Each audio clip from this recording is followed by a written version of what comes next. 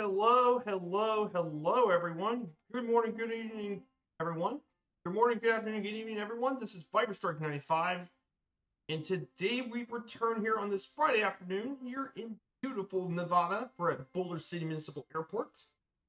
Today we're here to explore Nevada, also known by many to be the Silver State. This Western U.S. state has definitely got a really interesting history to it. And of course, it is also our 36th state in this series covering here today. So this is definitely one pretty cool state to visit. Of course, most people when they do visit Nevada do visit Las Vegas. However, turns out there's actually more to Las Vegas um, than just Vegas. There's actually a lot more going on with the city than before. So before we get started, I do want to say hello to all you guys here. So we're gonna say hello to all the lurkers and stuff. I know a big stream is already going on and on another channel. That's probably why it may not be so crowded today. But I really do appreciate you guys being on here this morning. So before we get started, let's go over our flight plan for today's stream. We'll start here at Boulder City Municipal. Then from there, we're gonna fly over and take a picture of Hoover Dam. We'll talk a little bit about Hoover Dam as we get to here. From there, we'll then head over to the beautiful city of Las Vegas, Nevada. We'll fly over the Strip. So we'll fly into downtown Vegas from the Strip. Then from there, we're going to head northwest for 89 nautical miles, and we'll reach our first stop at Beatty, Kilo Bravo Tango Yankee. Then from there, we'll visit Beatty, and we'll turn up north for another 132 nautical miles, and we'll make our way across the Nevada desert to Hawthorne Airport. Kilo Hotel Tango Hotel. And then for our last stop, we'll be flying over Nevada. We'll fly around Lake Tahoe. So we'll fly over to the Nevada side of Lake Tahoe. Then we'll make our way over to Carson City, which is the state capital of Nevada. Then we're going to go up northeast. We'll visit the old western town of Virginia City. And then finally, for our last stop, we'll fly over Nevada's second largest city of Reno. And we'll land at Reno Tahoe Airport, the main commercial gateway into Reno. So that is what we're going to do here today, guys. So the plane we're taking here today is the de Havilland DHC-2 Twin Otter. Is what I'm taking here today. I think the Twin Otter would be pretty cool to take. I don't think we've taken this in this series before, so should be a lot of fun here this morning. Should be a good one. So I think I know how to get this started. This should be pretty easy for me, at least. Know how to get this working. Battery.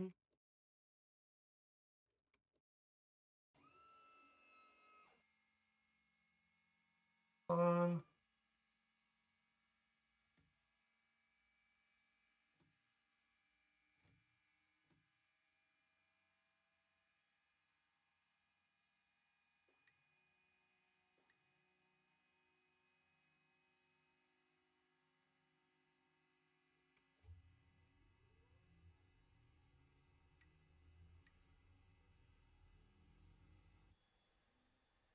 So we're going to go over and talk about Virginia City for a bit.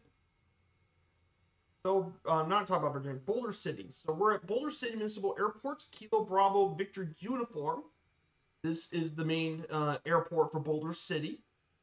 In 2008, there were about 300,000 passenger boardings here, and this airport was opened back in 1990 to replace the older airport that operated from 1933 to the 80s.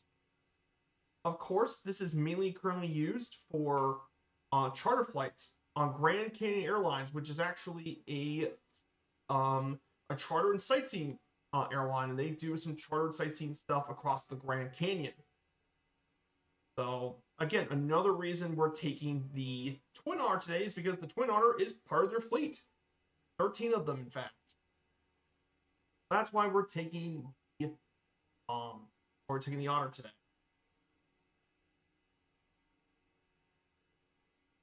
Then of course, then we'll talk a bit about Boulder City. So Boulder City, we'll be flying over here. This city has a population of 14,000 and takes its name from Boulder Canyon. It's one of two places in Nevada that actually does not allow gambling. The other one being the town of Kanaka, which is in Lincoln County. But of course, this city really grew because of Hoover Dam. This city was actually pretty new back. In fact, this city only came to be 94 years ago. It was actually built for the workers at Hoover, trying working on Hoover Dam, and be home for the workers. And it really grew more and more throughout the mid 20th century and 60s onward. Of course, proximity to Hoover Dam is reflected in many of its districts, including its own hotel and the Hoover Dam Museum.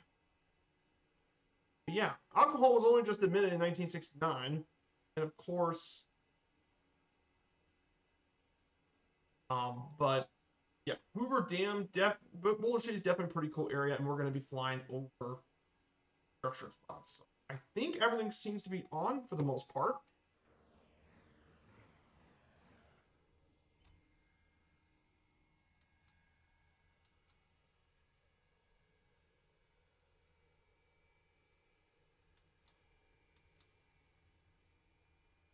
Oh, I know some of the light.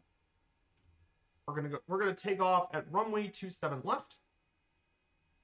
So for our leg in the Hoover Dam, I think we're going to climb around 4,000 feet. At this, and our heading's going to be 44 degrees.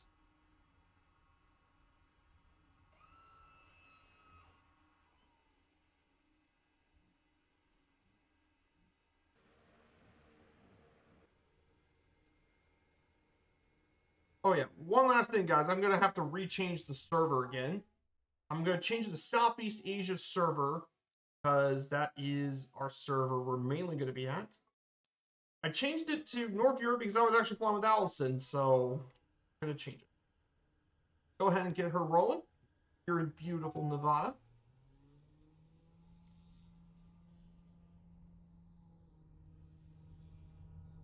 Guys, here we are in beautiful Nevada. Go ahead and take care of the skies. 40.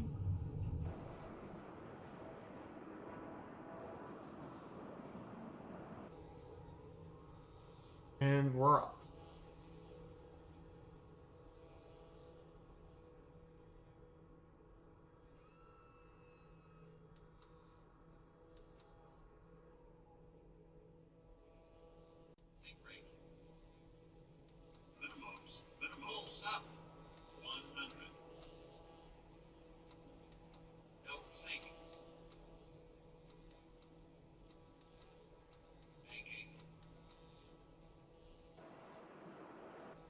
So here we are, guys. Boulder City.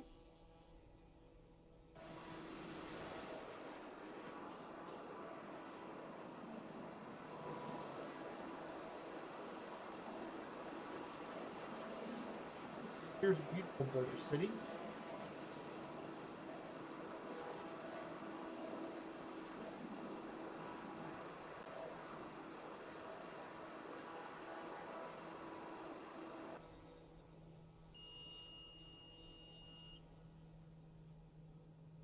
So of course we're going to get over to Hoover Dam for a bit.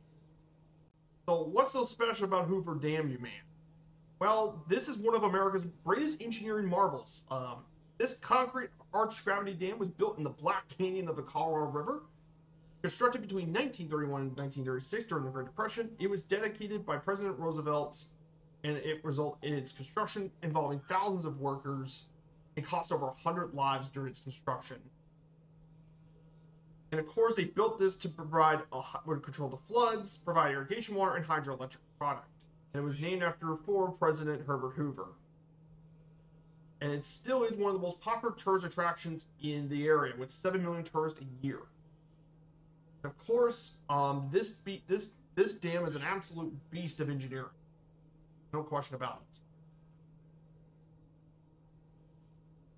it. In fact, she could generate up to a whopping you can generate a ton of energy. It generates about 3.3 kilowatt hours in 2020 with multiple different turbines. It's an absolute beast of a dam.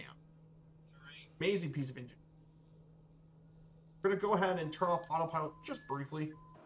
We're about to reach Hoover Dam here very shortly.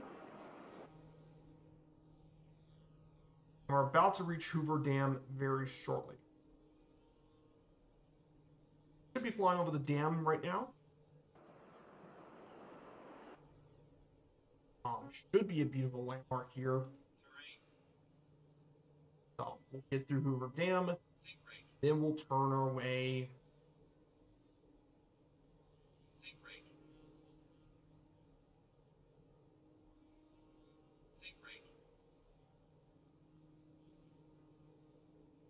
Here is the famous Hoover Dam Bridge.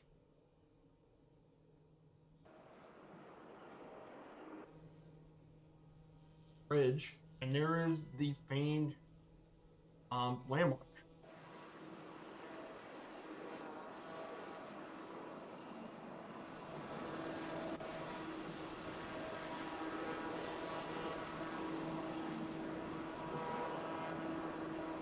What a piece of civil engineering. Gorgeous, look at the dam. Gorgeous here. There's Hoover Dam, everyone. Absolutely stunning. We're going to go ahead. We're going to head on west at 2.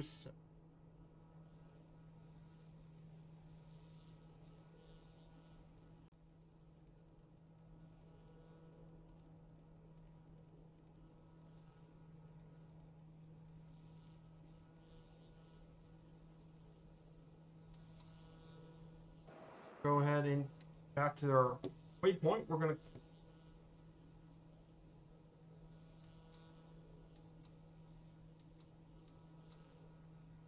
climb up to 4,000 feet. So we're going to make our way up to 4,000 feet. And we're going to head our way over to Las Vegas, Nevada. Of course, you guys all probably know Las Vegas. If you've ever been around my streams, you know Las Vegas is one of the cities in the sim I did visit the most. That's because Las Vegas is just a cool city. I've been into there once, and we might visit here again in the future, but Las Vegas is Nevada's most populous city. According to the U.S., the city has around 641,000 residents. Its metro is of a blistering 2.2 million people, which is the 24th most populous city in the country. And it's internationally renowned for its being a major resort city. Gambling, shopping, fine dining, entertainment, and wild nightlife. Most of it is in downtown Las Vegas, and even more on the Vegas Strip. But believe it or not, Las Vegas is actually a pretty young city, dating only back to 1905, and only incorporated in 1911. This means it was the most populated North American city to found it in the 20th century. And its population grew rapidly by over 85% between 1990 and 2000.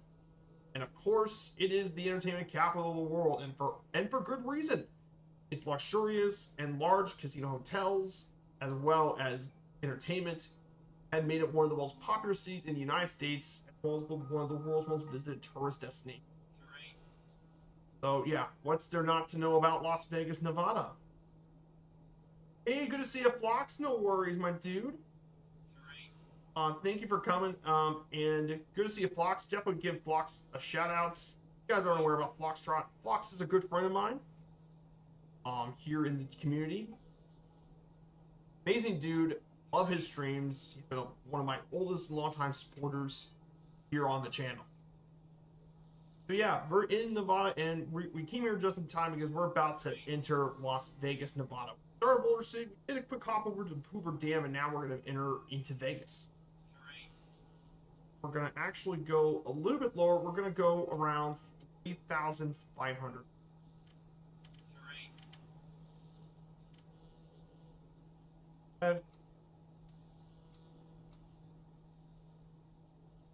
Yes, I love flying into Vegas. Vegas is a really nice airport to do flying in the sim. In fact, if you guys want me to, when we get back from vacation, I want to do some flying out of Vegas. because I want to actually fly to some of the really cool cities here in the West. I was thinking about Vegas over to San Francisco and San Francisco to LA. That is probably what I'm going to be doing on the Wednesday. I don't know.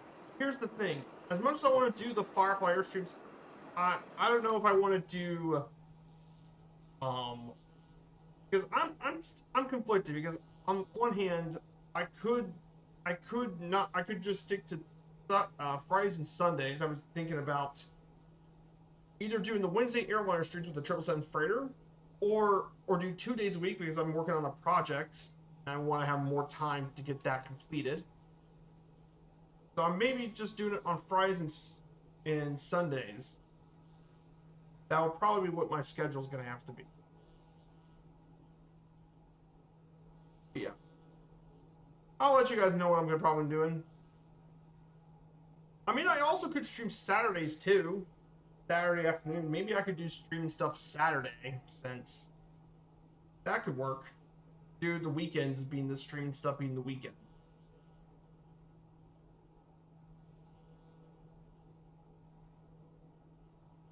Maybe I'll stream weekends probably. Pretty good.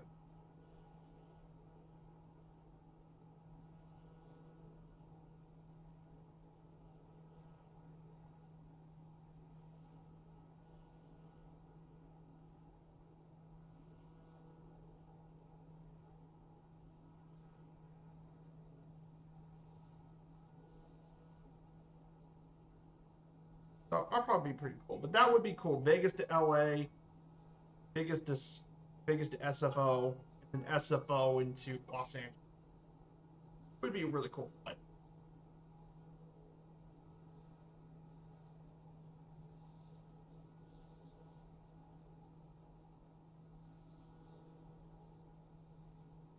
So here we are, guys, Las Vegas, and yes, the trip is still light. That's actually why I scheduled it for 5 p.m. The reason I scheduled for that time is because, well, you see, that way there's still daylight, so we can see stuff out here. But it's dark enough you can still see the lights of the strip are still bright. So that's why I chose this time of the morning. Come here at a pretty good time.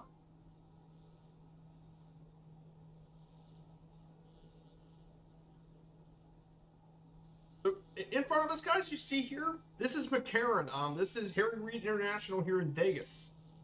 Fun fact for a lot of you guys that don't know about our virtual airline, Firefly Air, Las Vegas is actually the main West US hub of our virtual airline, Firefly Air. And it's actually one of my favorite airports in the country to do. Vegas is just so many good approach, such a cool airports. I mean, tons of good approaches. You can easily do tons of fun approaches out of this airport. And more importantly, too, um, can't really go wrong with doing some of the airliner stuff. And it was definitely an improvement having this as a hub instead of Lake Tahoe, which is just way too small. To be fair though, Lake Tahoe was our first US hub, and we didn't really know what to do as an airline.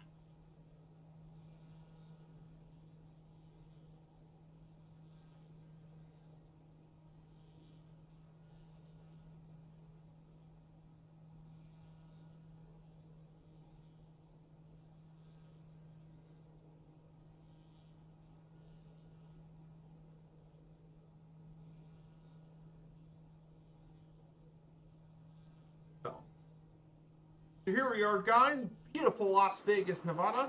Here we go. I've been in Harry Reid. It's definitely a pretty nice airport.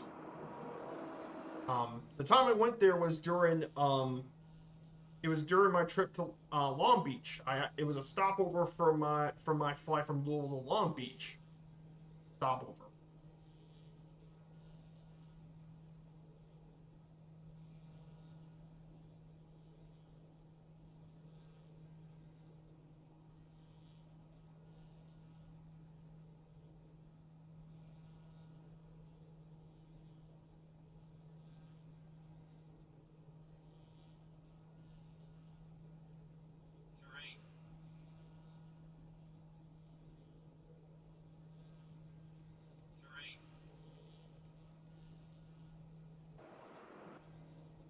So here it is, guys. Las Vegas. There's Allegiant Stadium, home of the LA Raiders.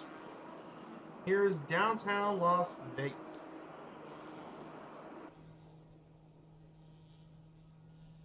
There it is, downtown Las Vegas, Nevada. Yeah, this place really comes alive. There's the Sphere and all that.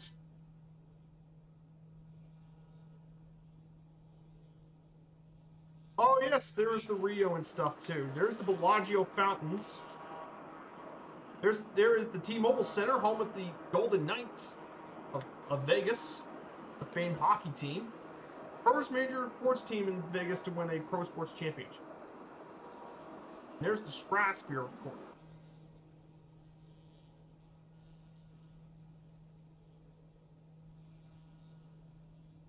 Yeah, really cool city. I would love to visit more of Vegas sometime. I know one of these years we're going to head out west in 27, so we're going to definitely make our way to Vegas, and I definitely want to spend a day or two in Vegas to explore the city. Like I said, there's just so many things to do in Las Vegas. It's crazy. I get lost in what's there to do in the city. I mean, you could take helicopter tours of Hoover Dam, ATV stuff at Red Rock Canyon.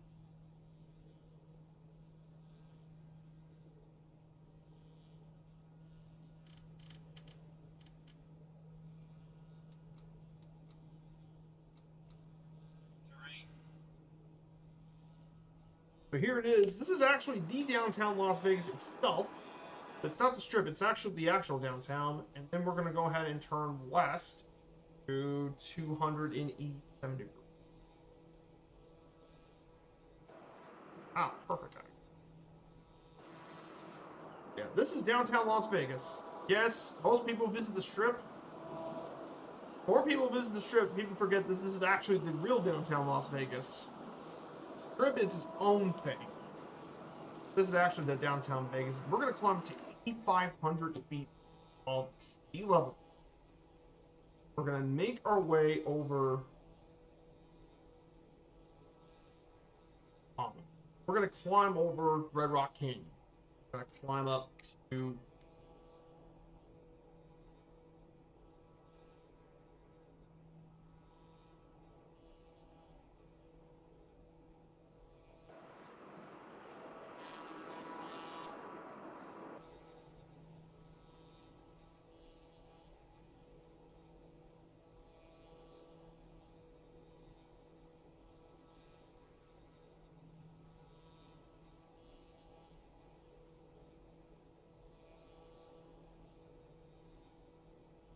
We're going to eventually climb up to our max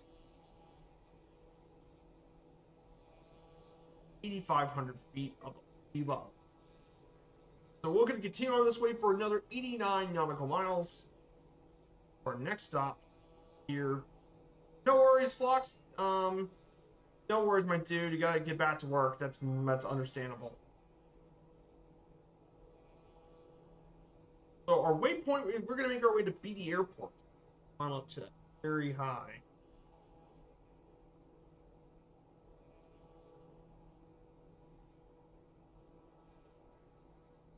So we're gonna get to talk about Nevada here pretty shortly. Once we climb to 8,500 feet, we'll talk and discuss a bit about about the state of Nevada. So of course, the history section won't be too long. After all, this is a pretty recent state, only becoming a state back in 1860s. So it's a pretty young state.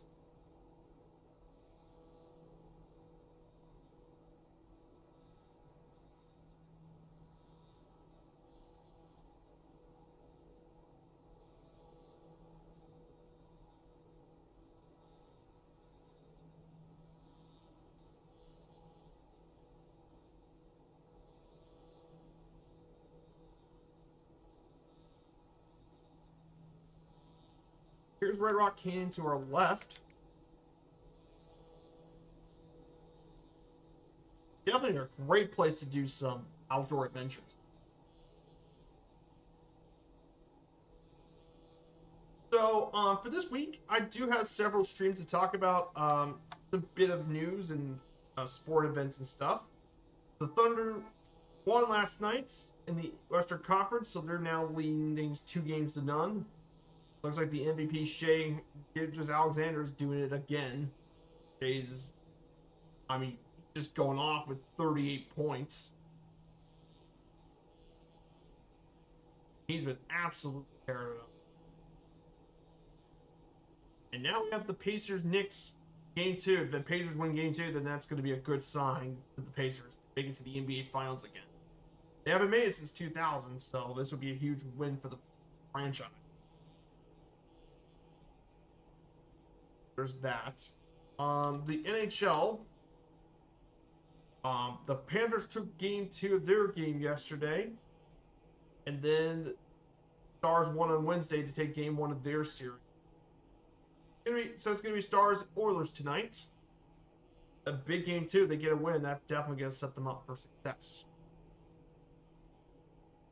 And then for baseball, not much really going on. I know the Yankees are still doing really well. The Tigers are still a great team. The Guardians have done pretty good second. The Twins are still pretty good. They're tightly in the control. Out west is dominated by the Mariners. They're now the leaders of the West. That being said, Houston's not too far behind. Don't count on the Astros. They always find well. And then, of course, in the National League East, Phillies are still the top team. The Mets are doing pretty good too. Only 2 games back. The Braves just got Acuna back, which is huge. Ronald Acuna missed a lot of last season with his injuries. This is great news for all the Braves fans.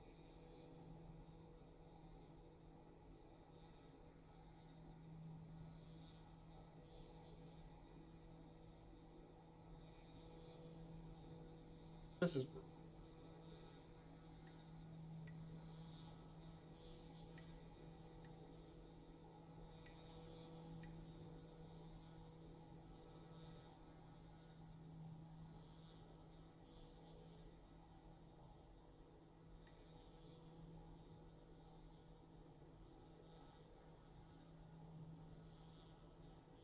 yeah, that's great news for the Braves. And of course, the local Reds are only 5.5 games back. They're not out of it by any stretch of the imagination. In the National League West, the Rockies are even worse.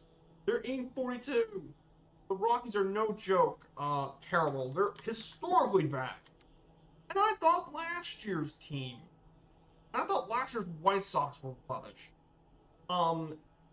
They're off to the worst start since 1895. The Louisville Colonels was the last time the Rockies started this bad.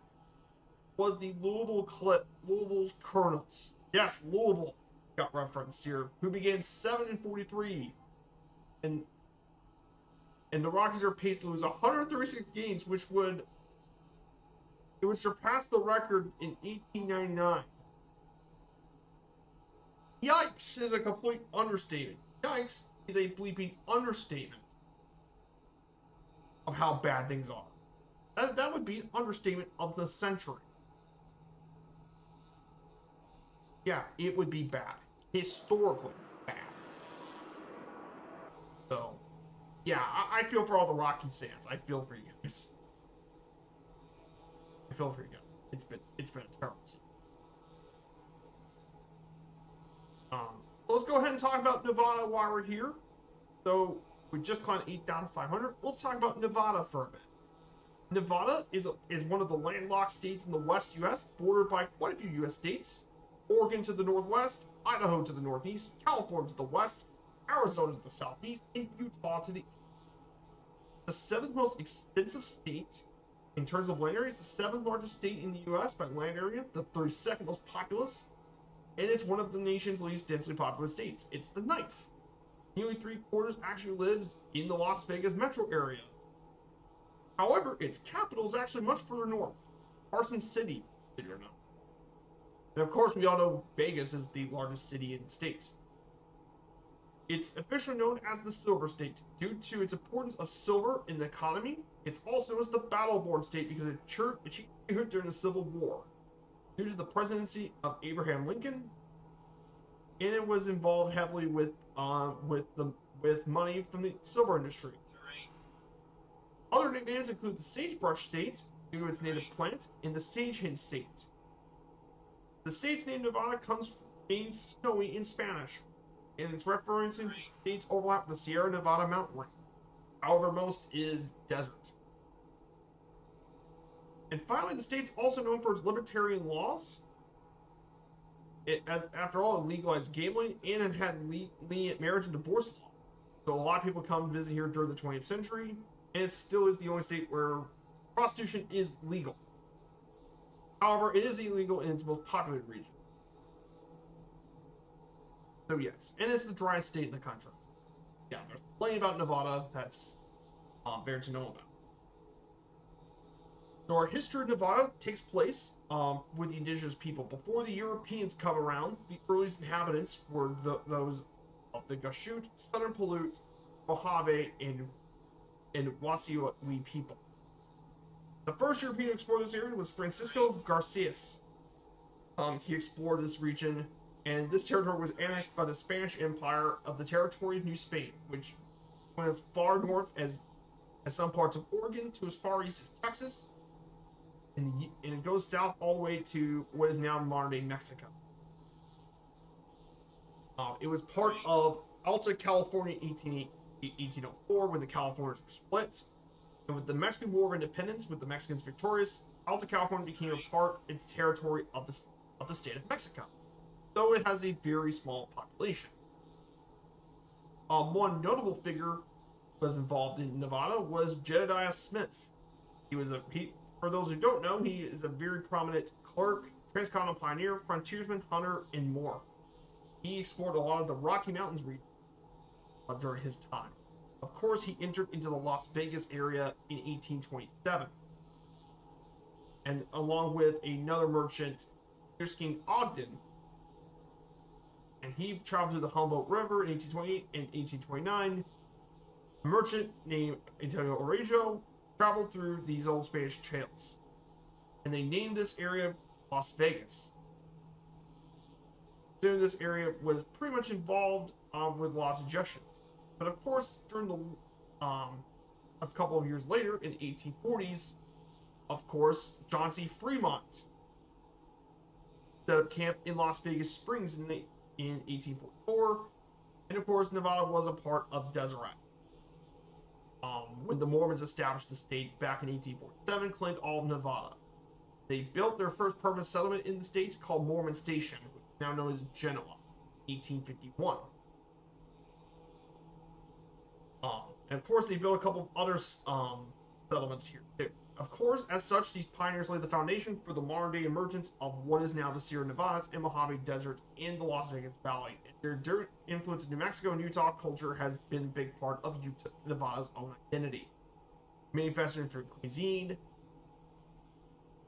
such as New Mexican cuisine and Mormon foodways, or the folk music of both New Mexico and the Mormon traditions. Of course, when the Mexican-American War ended in 1848 in the Treaty of Guadalupe Hidalgo, Mexico lost its territory and became part of the United States. And as a result, Nevada was people visit Nevada on its way to California during the immigrant trails. However, unlike California, which was grown a lot by gold, there was a different mineral that was found in Nevada that helped it. You guessed it, silver. In fact, it occurred in Comstock Lode under Virginia City, Nevada in 1859, and of course it grew that town into a major Wild West destination, which we will be visiting on our trip, by the way. We'll be paying a visit to Virginia City when we get there. Of course, during the Civil War, Nevada territory split from Utah in 1861 and adopted its current name. But of course, this state was actually pretty much involved in the Civil War. The 8 days before presidential election in 1864, Nevada became the 36th state in the Union, despite lacking the 60 minimum of 60,000 residents that Congress needed for a potential state. As it only had 40,000 people, but of course, Nevada came to the Union despite not have the population needed. But in fact, the statehood was rushed so Abraham Lincoln's re-election could be victorious and allowed Republicans to dominate Congress. Of course, mining was a big part of what led Nevada to grow what it was. as the mining-based economy led to a more industrialized union as a result. Of course, Nevada is only one of two states not significantly expand borders after Michigan's union. The other would be Missouri. But of course, throughout much of the 19th century, mining is what shaped Nevada's economy. Well, for many, many years. And even Mark Twain lived in this area, and he said it led to an industry of speculation and immense wealth. However, it temporarily declined in the 19th century. Then, with more silver strikes in Tonopah, Goldfield, and Rhinelander, it brought a more mining boom and brought more people back to the city. And all this led to unregulated gambling being very common in many of the mining towns. But it was outlawed in 1909 as part of an anti-gambling crusade. However, due to declines of mining output in the agricultural sector, Nevada legalized gambling to bring more money into the state. And interestingly enough, Nevada also enacted the most liberal divorce laws in the country. And just 8 days after Hoover Dam was built, was getting ready to be constructed. Of course, Nevada was also involved with one more thing. Yes, nuclear test site. The Nevada test site, just 65 miles northwest of Vegas, was found in 1951, and it was used for the testing of nuclear weapons. And the first bomb testing began in January 27, 1951, with a 1 kiloton nuclear bomb dropped on Frenchman Flat, and the last atmospheric test was done in 1962. And underground testing began until 1992. And as a result, this area has the highest concentration of nuclear detonated weapons. Also, fun fact, a lot of people don't know this, but Nevada also got a lot of the state is owned by the federal government. 80% of it, believe. And that's because a lot of the air conditions, homesteads were permitted to be viable in air conditions. So, yeah. And finally, for the 2020s was the COVID-19 pandemic.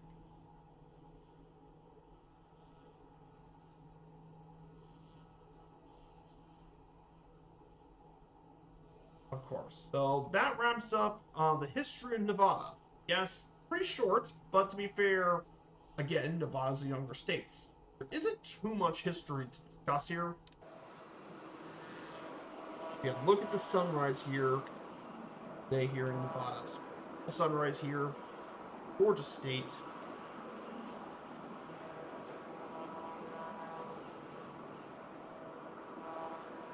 Now, Murphy's going to be pretty much on all day, so we're going to raid Murph when we get done with this.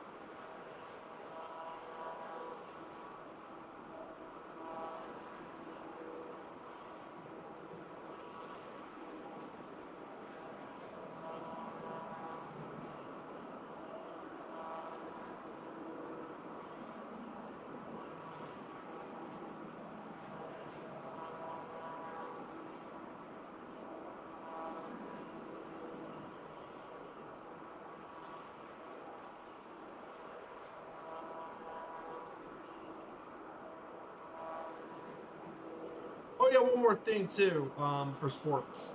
The Europa League was on yesterday. It was two terrible teams between Tottenham and Manchester United, two of the worst teams in England domestically. So turns out the winner goes to the Champions League, and it turned out to be Hotspur. So Tottenham is going to win the Europa League, so they're going to be in the Champions League. So congrats to Spurs on a trip to the Champions League. Unfortunately, this is terrible for Manchester United because they already have a lot of issues to begin with. Now, oh boy, there's going to be a lot of discussions about Manchester United next season. Oh boy.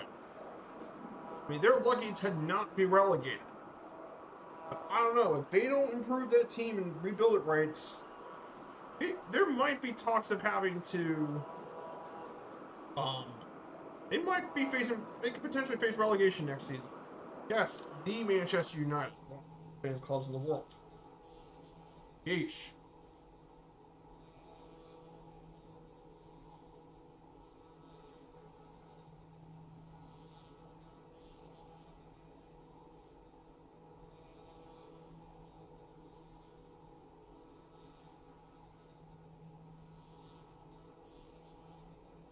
So, pretty big deal going on. Oh, yeah. And then, of course, this is going to be the last week for the Premier League stuff. I know Sunday's going to be a pretty big thing going on.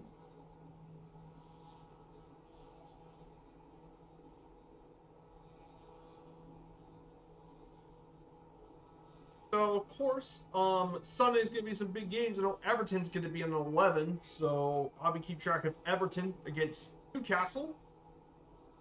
So, but yeah, this week's going to be crazy, though.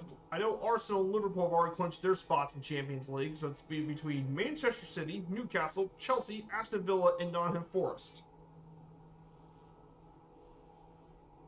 Um, so I think in the schedule, I think Manchester City is going to beat Fulham. So I think my predictions is going to be Manchester City beats Fulham. They're going to get to the Champions League. I think Aston Villa takes care of Manchester United, secured their place with the top three.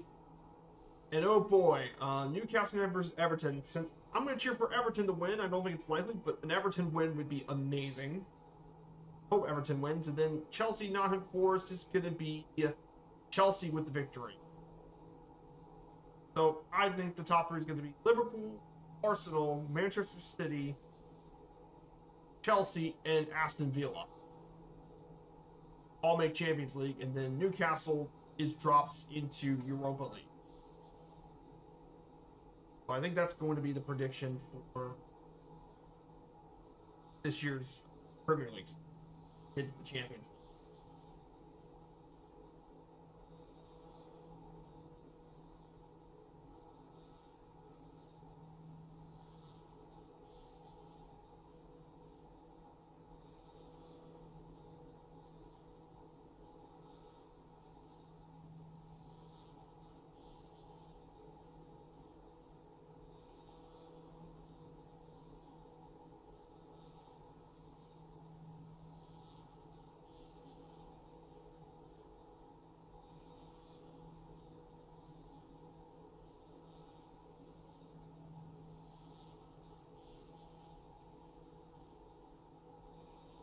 So yeah, I hope you guys have some really cool plans this weekend. For me, I'll probably do the stream achievement. Of course, um,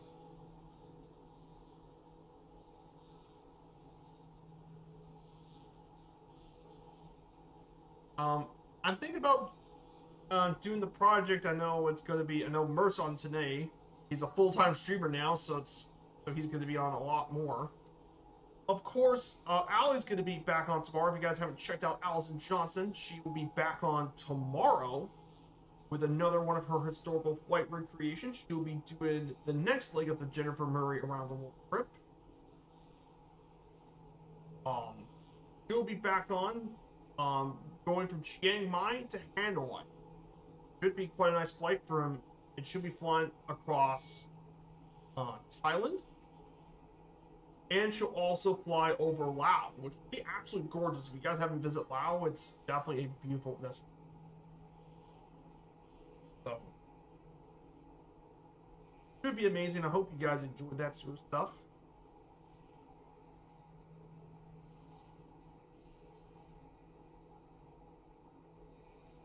So,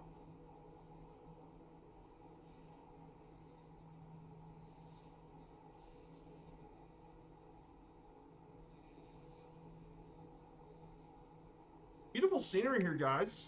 Um, Definitely see some of the beautiful Nevada landscape.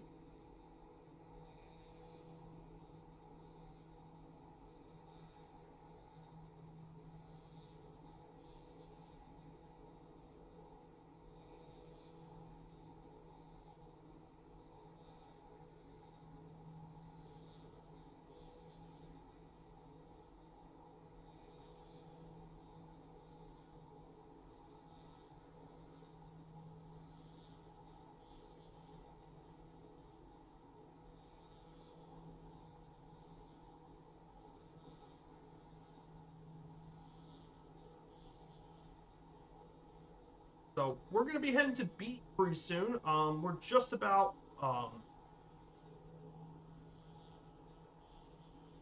it's gonna be about 20 nautical miles into Beatty, so we'll be heading there pretty soon. Let's go ahead and talk about Beatty as we arrive here to our first stop. So Beatty, if you guys aren't aware about this city, this city is located on Route 95. This unincorporated town in Nye County, Nevada, is about 9 miles north of Vegas and about 120 miles to the southeast. About 9 miles north of Tonopah in Las Vegas. And State Route 374 connects the city to Death Valley National Park, which is to the west, which we can see west is Death Valley National Park, which we'll be visiting on one of our series. Before the arrival of non-indigenous people, the region was home to various indigenous groups, most notably the Western Shoshone tribe. It was established in 1905 and was named Montilus after Montelian Murray, Old Man Beatty. Old Man Beatty, who settled a ranch there, became its first postmaster, and eventually the city was renamed after Beatty. Of course, it grew due to the Las Vegas and Tonopah Railroad in 1905 and became a railway center. It became even more grown into the 1940s with Nellis Air Base, as well as Death Valley National Park. Of course, it's home to the Beatty Museum of Historical Society, mainly capturing a lot of tourist travel.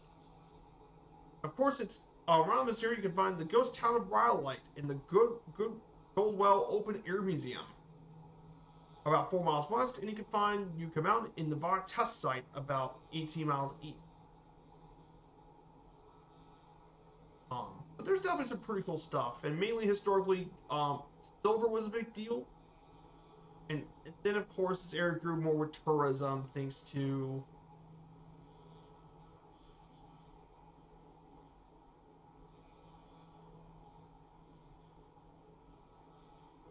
so that completes us to Beatty.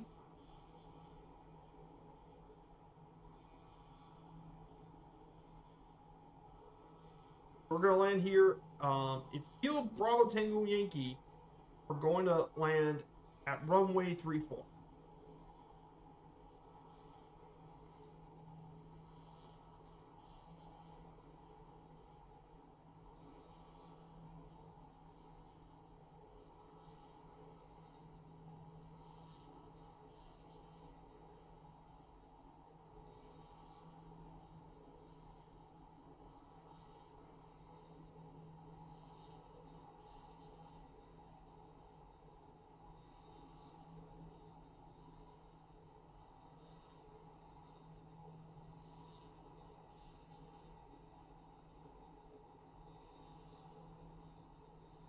I'm gonna descend.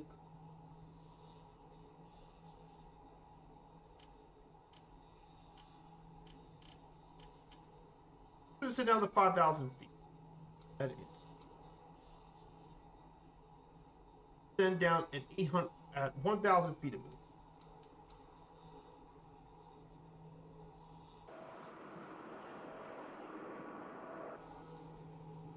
Beatty's gonna be here very shortly. Yeah, beautiful landscape here, guys. If you look outside of our exterior, we definitely have a beautiful landscape here in the desert of Nevada. Yes, a lot of this area is desert. It is the driest state in the entire country, not even close.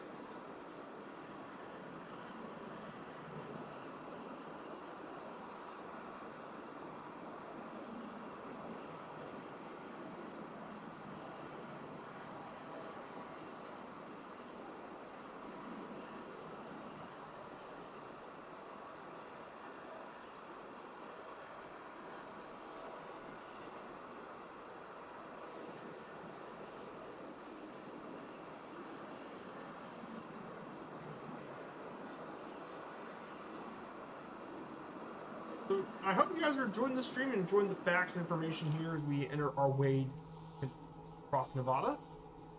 We're getting here very closely to stop number 1 on today's trip.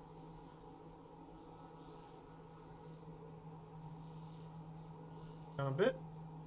Tinker Airport's coming up very short.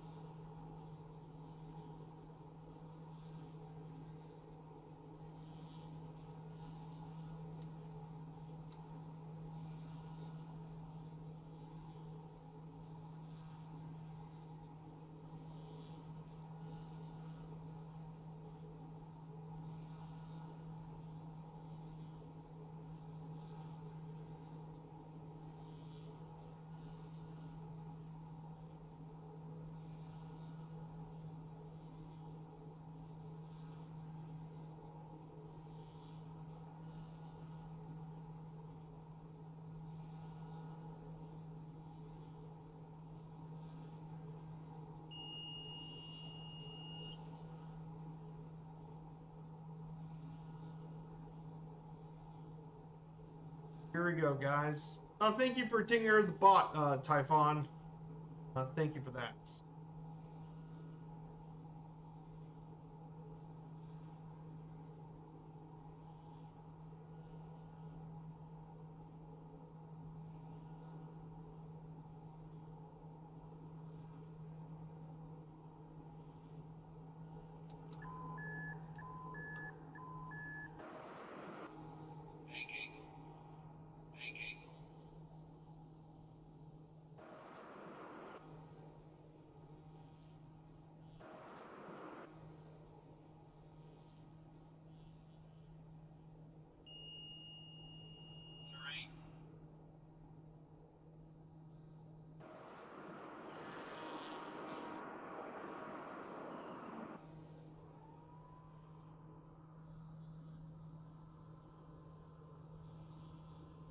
Go.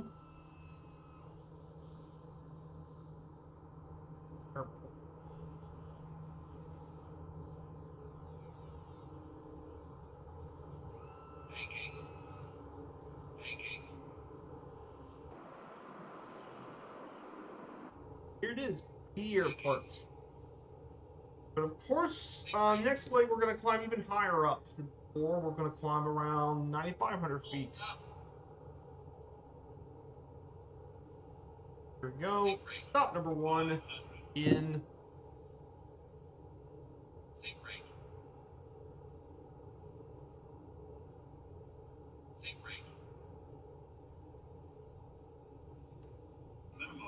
Minimums. Pull up. 100. 50. 40. 30. 20. 10.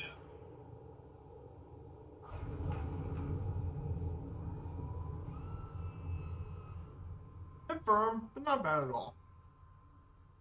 So we're here in Beatty. We'll stop here for just a short bit. Get ready for the next leg. For our next leg in beautiful Nevada.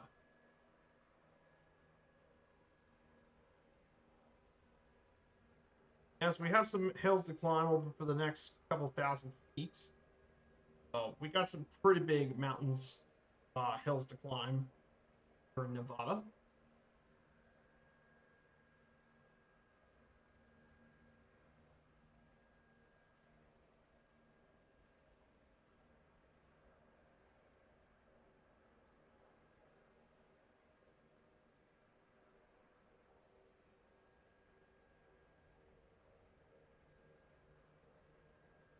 We'll stay here for a bit.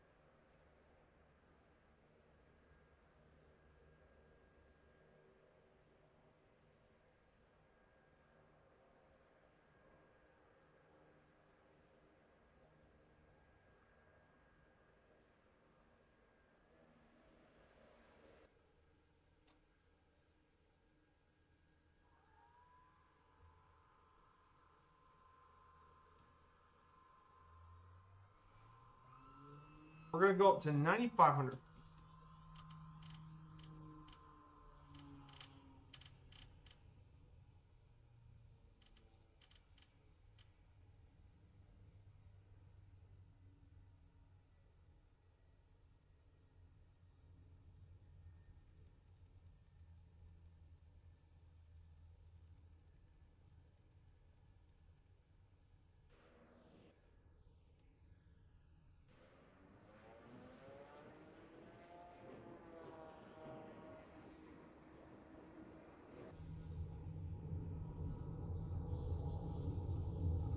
go again. One.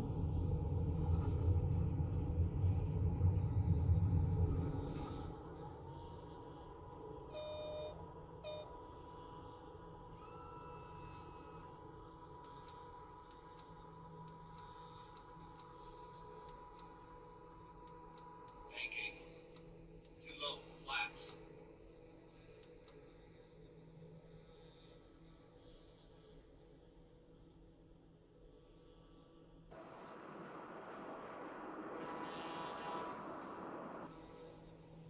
Don't sink.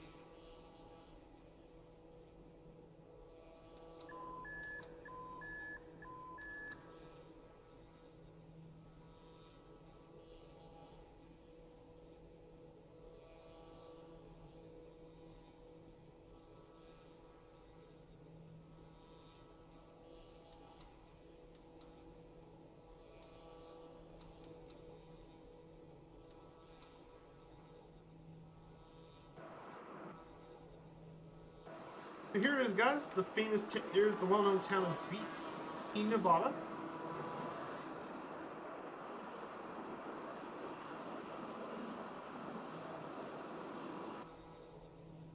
I'll go ahead and turn.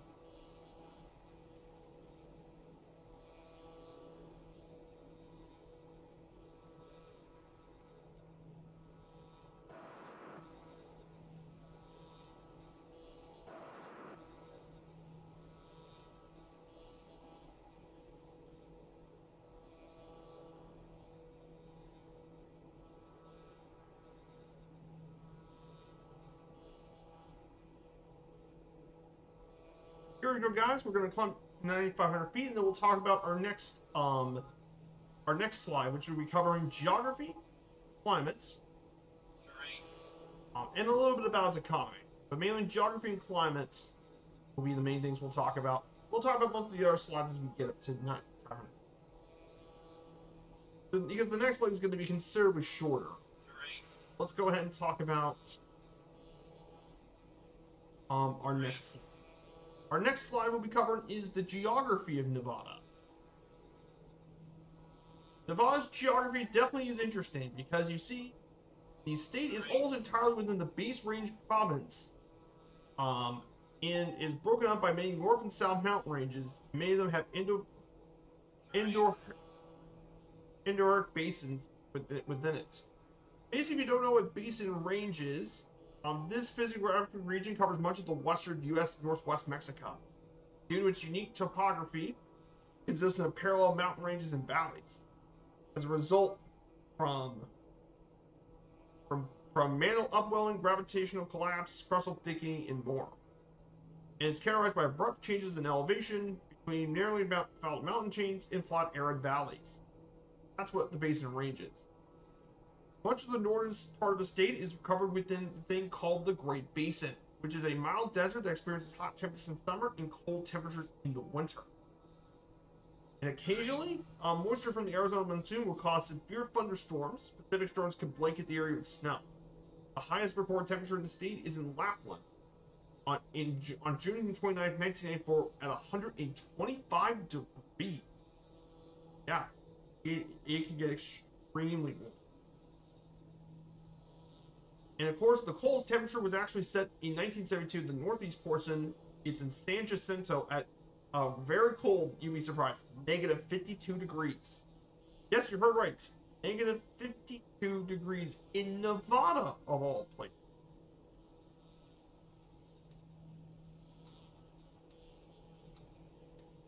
Yes, it gets that cold. Did you know? Base with the Great Basin, if you don't know, is, of course, it has those watersheds, and it extends throughout a lot of Nevada, most of Nevada, but also the west and northwestern, northwestern, and northern parts of Nevada. And it goes as far north as Oregon, much of Oregon, and as far west as some parts of California. But it features a lot of the Great Basin stuff. But of course, it also features really cool areas. The multiple deserts. Of course, the Great Basin also is very well known for a national park in this area. Great Basin National Park, in fact. Whole national park is actually in here too, which we'll be visiting as our journey. A lot of this is part of the Great Basin. Pretty much most of our time here in beautiful Nevada. Outside of though, the Humboldt River, which is one of the major rivers in the state, longest river in the north central Nevada, crosses the state east-west across the northern parts, drain into the Humboldt Sink near Lovelock, Nevada. Of course, there are several rivers that drain from the Sierra Nevada, including the Walker, Truckee, and Carson rivers. And they all lead to different lakes, respectively: Walker Lake, Pyramid Lake, and Carson Sink. Of course, the mountain ranges that extend much of Nevada can have peaks up to 13,000 feet high. However, lush forests high above the desert plains create sky islands for endemic species. The valleys are often no lower than 3,000 feet, while some in central Nevada are above 6,000 feet. The southern third of the state, where Las Vegas area is situated, is known as part of the Mojave Desert. It receives less rain in winter, but closer to the Arizona monsoon in the summer, with lower terrain than most other parts of Nevada. Also, Nevada and California have by far the longest diagonal line as a state boundary, just 400 miles, and it begins at Lake Tahoe.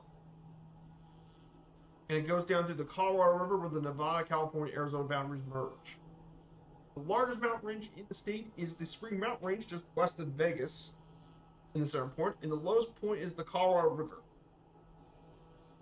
You would be surprised, but Nevada has 172 mountain summits with 2,000 feet of prominence, which ranks second behind Alaska for the greatest number of mountains in the United States. That's right, you can find more mountains in Nevada than other well-known states like California, Montana, and Washington. Yeah, that's right. You can find mountains all over the state. You'd be pretty surprised by that. It did surprise me when I looked at the notes. True. Tons and tons of mountains in the state. Crazy. Of course, in terms of climate, another thing that to be surprised. No surprise, Nevada is the driest state in the United States. That shouldn't is no surprise. Nevada is the driest state, as it's made up mostly desert and semi-arid climate regions, with the exception of Vegas.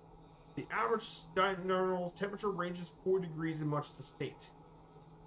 So if you look at the picture here, you can see the different climate types of Nevada, and you can definitely see a lot of it is desert. It is nearly multiple layers of different desert continent.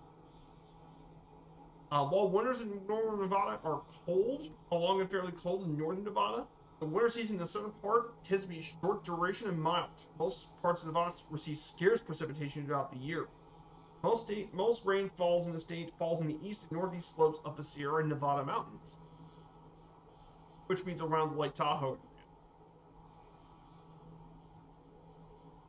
Average rainfall per year is around 7 inches. The west part's around 40 inches of rain. I talked a little bit about the temperature, but yes, it's 125 degrees, making it the third highest statewide temperature of any U.S. state behind Arizona and California. So yeah, there's definitely some pretty big surprises here. Well, of course, in terms of flora and fauna, it's actually quite diverse. The vegetation contains 6 different biotic zones: alpine, subalpine, ponderosa pine, pinyon, juniper woodland, sagebrush, and creosote bush are quite some of the vegetation. Of course, there's quite a bit of animal species here in Nevada. Of course, it's mainly desert species due to the fact it's adapted to deserts, temperature extremes, and lack of moisture.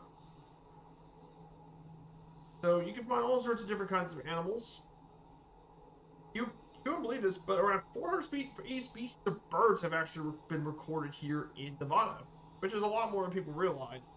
480 species of birds. And the majority of them are land birds, but there are some shorebird and water birds here as well, mainly around some of the water bodies. Yeah, you can find all sorts of bird species, from the bald eagle to the New World vulture, peregrine falcon, American white pelican, great horned owl, golden eagle, burrowing owl, roadrunner, sandpiper, northern cardinal, Yes, cardinals can be found here, wild turkey, and more. And the state bird is actually the mountain bluebird, which is actually the state bird of Nevada. There's about 61 mammal species living here. Most mammals have adapted dry. Most of the mammals here dry desert climate. The area around Lake Tahoe is actually suitable for habitats for black bears, beavers, otters, skunks, and raccoons. But of course, the most notable animal living here in the state is the state animal, the desert bighorn. It lives in much of the mountain desert. It's smaller than the Rocky Mountain bighorn. However, its horn spreads wider and the population is blooming. And with their padded hooves, these bighorn can climb up steep terrain of the Nevada desert. And they have to have keen eyesight to protect them against bobcats, mountain lions, and coyotes. Other mammals in the state include the antelope squirrel, cactus mouse, gray fox, the Mustang horse, which is free roaming horses, kip fox, kangaroo rat, big ear bat, coyotes, peccaries, Rocky Mountain goats, pronghorn, mountain lions, lynx, gray wolf, and more. But of course, if you want to talk about species, of course, it has to be the reptiles. In fact, there's 52 different species of reptiles in Nevada. 12 are venomous and 6 are dangerous. Mainly, it's the venomous snakes you have to worry about. Sidewinders, western diamondback, and great basin rattlesnakes make their homes all over here. But you also have the venomous Gila monster, and uniquely in this area is the Gila monster, which is a venomous lizard. These snakes are venomous, but not lizards. You also have the northern desert horned lizard, sagebrush lizard, and the state reptile, the desert tortoise.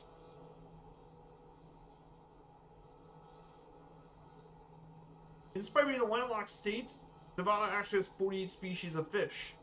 Mainly, many of them live in Pyramid Lake, Lake Mead, Lake Tahoe, Lake Mojave, and more. 12 of them are endemic to the waters. Most notably, the Devil's Hope pupfish that lives in Death Valley. You have the Mojave dace in the Muddy River, and the Kui from Pyramid Lake. So yeah, pretty cool stuff. There's definitely some really cool, unique animals that live in Nevada.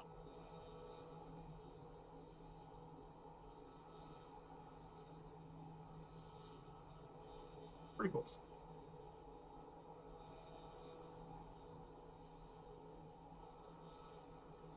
Let's look at the scenery out here today. So we have more of the Great Basin Desert. Still climb through all this. Not as diverse scenery-wise as like California is going to be. We definitely have some really nice scenery landmarks here. But thank you guys so much for coming here today. Murph's got his big stream today. His 40th birthday, by the way. Murphy just hit the big 40, guys. Let's get a shout out for Murph's channel. I'm going to give a shout out to Joe Murphy. He just turned 40, the big 4-0 for Murph. And yeah, he's doing all Route 66 on one stream. I used to be doing it back in 2022, 2023. He did mobile legs of 66. Now he's going to do the entire leg. Now he's going to do the entire thing in one go. I mean, now that he's full time, he has all the time to work.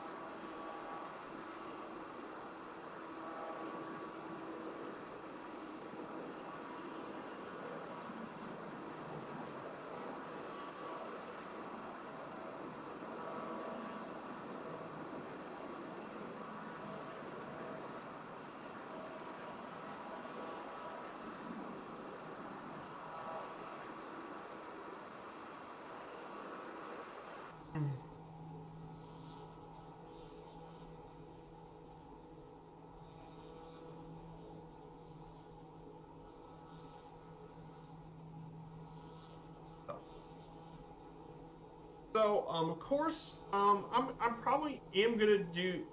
If I'm gonna look like for next week's streams, when we get back.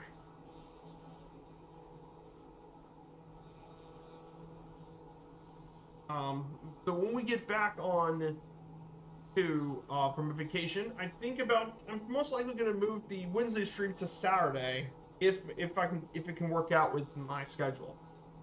Because that way I have more time to do my project I have to do. I'm doing a volunteer work and I'm doing ledger work, so I want to have more time for that project. So I want to do it on the weekdays. That way I can stream on the weekend. So the next two states we'll cover when we return home from the United Kingdom will be Colorado and North Dakota. So yeah, guys, we're almost done with part 4 of the series, guys. We're nearly done with the whole series to begin with. Really excited because we would get back as Colorado and North Dakota, and then it would be South Dakota and then Montana the week afterwards, and we got to part 5, and we're nearly done with the whole series, guys. Can you believe we're nearly done with this project? Of course, you guys can check out the VODs here in my YouTube. You guys are more welcome to check out the VODs for those.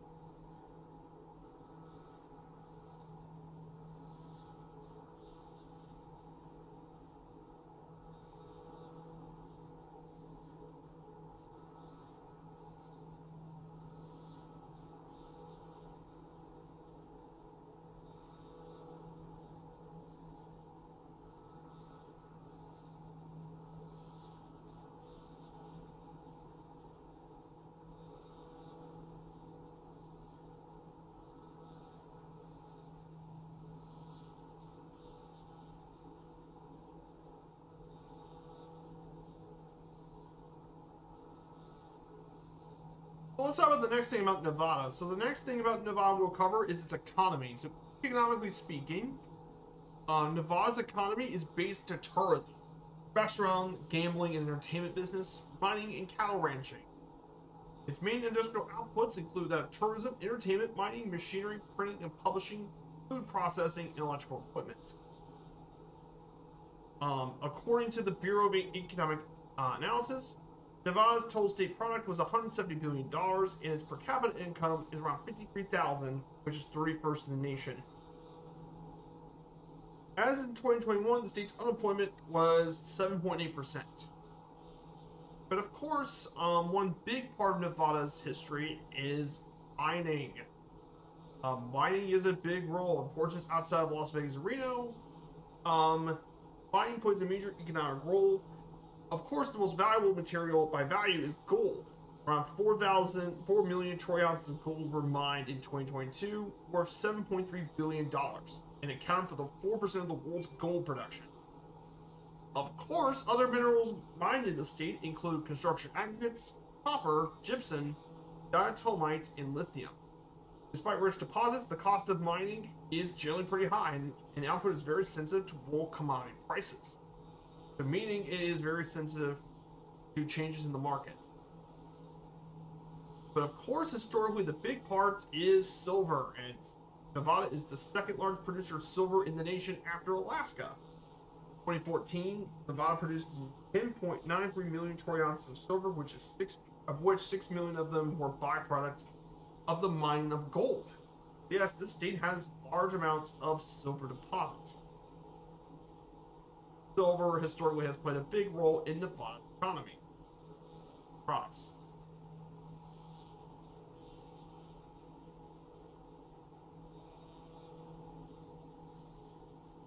There are multiple districts in Nevada you can find mining.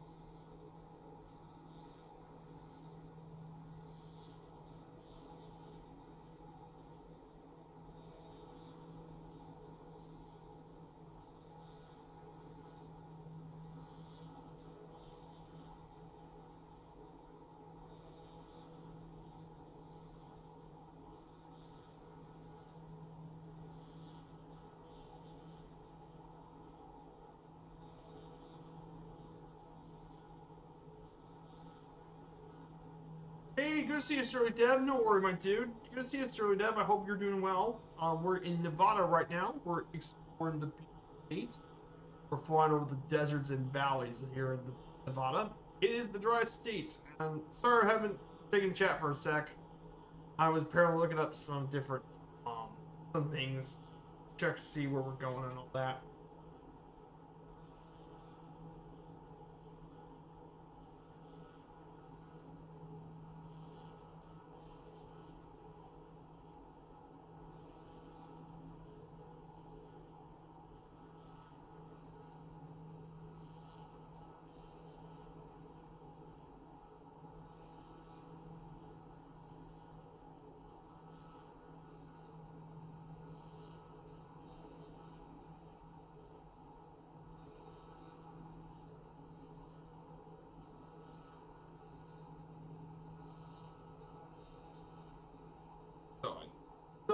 So we're about not much further away. We're getting close to Hawthorne, so I do want to talk about some more stuff.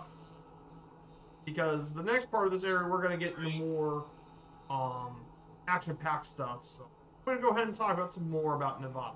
So in terms of transportation, of course, roads still make a big part of it. In terms of railroads, Amtrak's California Zephyr uses the Union Pacific's original Transcontinental Railway daily from Chicago to Emeryville and serves the cities of Elko, Winnemucca, and Reno. Of course, Las Vegas used to have transportation service, but hasn't had one since discontinuation of Amtrak's Desert Wind. Um, of course, mainly the state has a couple of highways, including Interstate 15, serving the southern tip of the state. I-215 and I-515 also serve the Vegas area. I-80 crosses through the northern part of the state. However, one of the most unique roads in U.S. highways is U.S. Route 50. Now, why is this important? Well, you see, U.S. Route 50 is considered to be the loneliest road in America. And mainly when it goes through Nevada, it is because it is a very diverse route. Going through Lake Tahoe, Carson City, and a couple of other historic landmarks, alpine forests, desert valleys, and ghost towns. The reason it's called lonely is because, again, not many people live in this area, and there are many desolate areas to visit. Who knows? I might do that route potentially for you guys here. Fly over US Route 50. It's definitely pretty cool to see. Hey, Larry Goffman, good to see you. Yes, I do like this Twin Otter. Twin Otter is nice. Oh, and that's why I took it today. I thought, take this plane out for a spin. I haven't really got much of a chance to take it. I was toting my bag along the dusty road, went along semi. The high-end campus, government load. If you're going to win, you ride. Yeah, of course. Then, of course, with aviation, obviously, as well, is served. Of course, the busiest airport in Nevada is, of course, Las Vegas. And Harry Reid International is by far the biggest airport in Nevada, if not one of the busiest airports in the United States, and among the busiest in the world. The second biggest airport is in Reno, actually, Reno, Nevada, Reno Tahoe, which I do like flying in and out of. It's the only airport in the state. Yeah, Harry Reid last year just had a record 58 million people. There's even more people this last year. Insane. So many people flying this. In terms of other stuff for entertainment, of course, culturally, entertainment and tourism is a huge part of the Nevada culture, thanks to many resort areas. Vegas, Reno, Lake Tahoe, and Laughlin areas all attract visitors from around the nation and the world. In 2022, Nevada casinos brought in nearly $10 billion in gaming revenue and another $15 billion in non-gaming, total 26.4 billion US dollars. Nevada also has by far the most hotel rooms per capita in the country, as there are around 187,000 rooms in 584 hotels, just below that of California, Texas, Florida, New York in total rooms. But considering those states have larger populations, yeah, basically there's one hotel room for every 14 residents. And yes, on more controversial notes, prostitution is legalized in parts of Nevada in licensed brothels, but only counties with population of 400,000 have the option to legalize it. And no, it is not legalized in the most populous areas. No Reno, no Las Vegas. I know it sounds controversial because it is controversial, but that is an important thing about facts about all this. It's a very unique state for that, so I do have to tell it.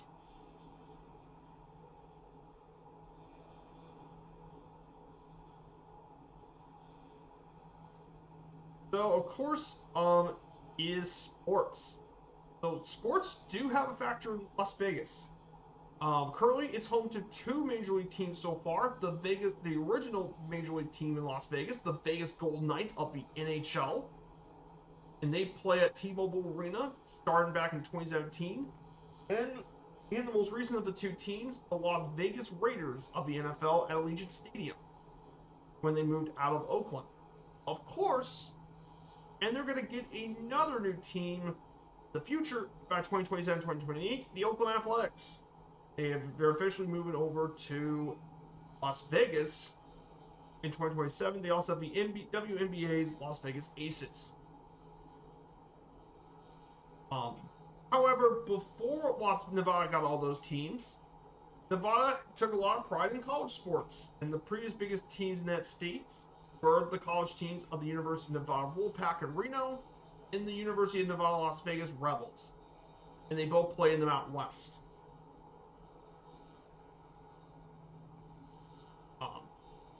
Of course, in terms of UNLV, most people know UNLV for its basketball program, which reached supremacy in the late 80s and early 90s, coached by the legendary Jerry Tarkanian. He became one of the most elite programs, and they even took home a national title in 1990. And they almost won it in 1991, where they went undefeated in the regular season and only lost in the national semifinal against Duke that year. Of course, it's also got some high school and regional center for a lot of college tournaments. And Las Vegas has hosted several famous boxing matches with bouts like Mike Tyson versus Evander Holyfield. Both of those, De La Hoya versus Floyd Mayweather Jr. and De La Hoya versus Manny Pacquiao. And it's also home to Las Vegas Motor Speedway.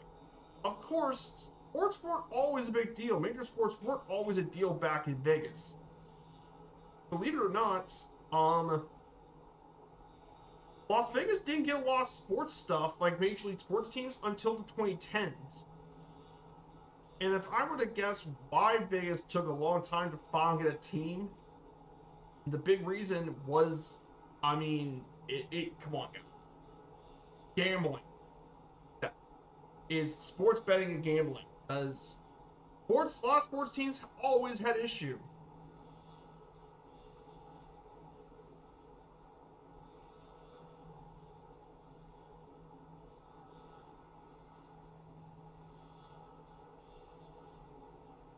It's because of gambling. Because obviously, if you know anything about sports history, you've probably heard about, especially if you're a baseball fan, because you probably heard about the Black Sox scandal in 1919.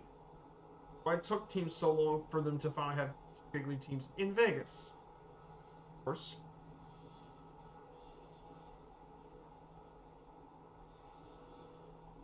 So that's why it took teams so long to finally get to Vegas. But now Las Vegas is now getting tons of teams.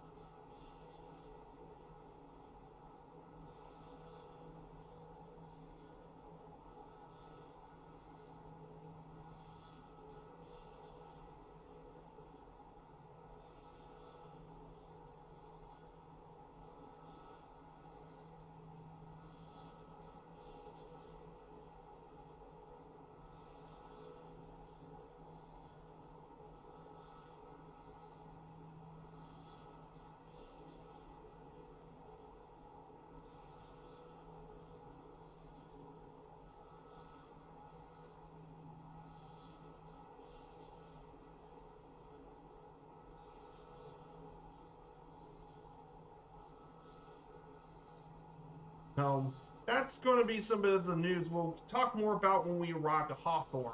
So we're just about, we're just about 3 miles from Hawthorne, Nevada.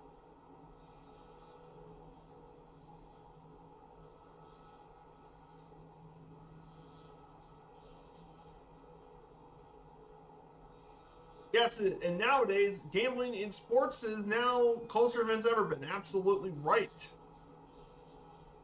Um, and exactly.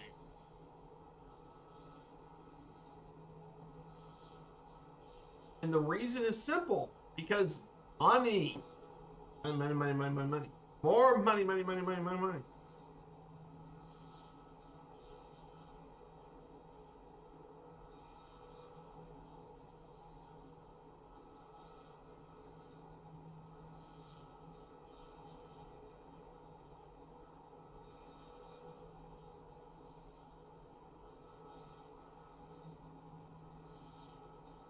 Especially those in fantasy sports.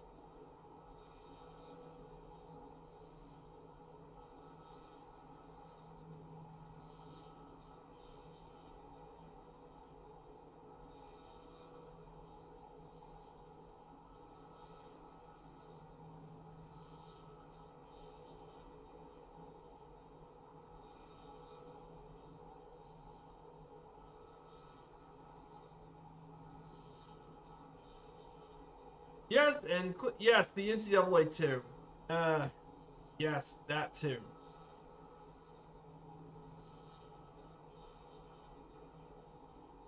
Yes, absolutely correct, Larry.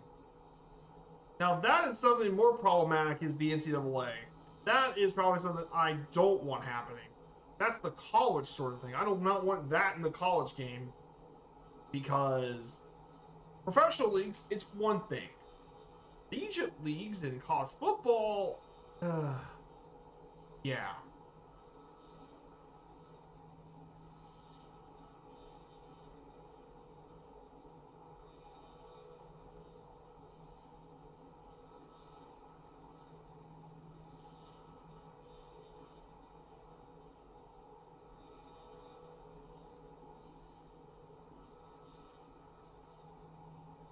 That's what I don't want it to happen. I don't want it to happen in the college game.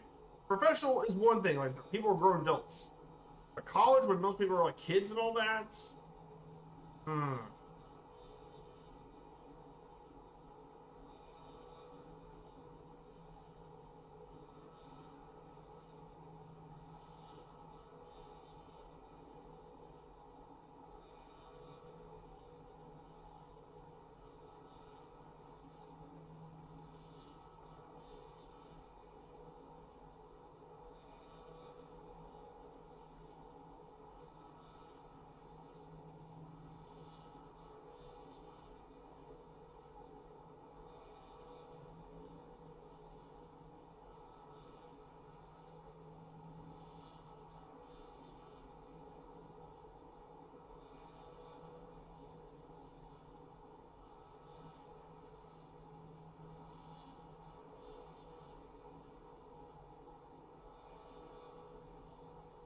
So we're gonna make our way to Hawthorne. We should be getting here pretty shortly. So so Hawthorne will be our second stop of the day. Here at Hawthorne, Nevada, will be our second stop. So Hawthorne, this unincorporated community in CDP, Mineral County, Nevada, is home to 3,000 people. Of course, the main economic base of this town is the Hawthorne Army Depot, which is mainly used for uh, lots of weapon depots. The world's largest depot. It has 600,000 feet of storage space in 2,400 bunkers. It was mainly established as naval aviation and then transformed to army ammunition plants. A lot of ammunition and such. And it stores a lot of reserve munitions and stuff are stored here.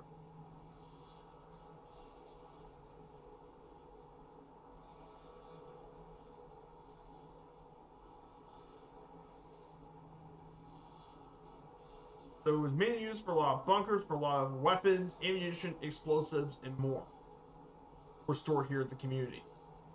Outside of that, though, the settlement was established back in 1880, and it was named Hawthorne after a lumberman, rancher, and law enforcement friend that he knew in Carson City. So, yeah, pretty cool stuff about it. So it was founded by H.M. Urington, so that's who he founded.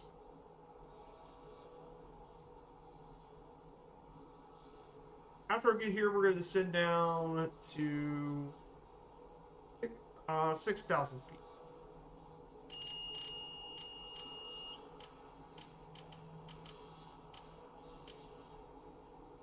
We'll descend and we'll land here at Kilo Hotel, Tango Hotel. Yeah, we're nearly done with the streams. We're doing a couple more fun facts, and then we'll just fly through the rest of Nevada.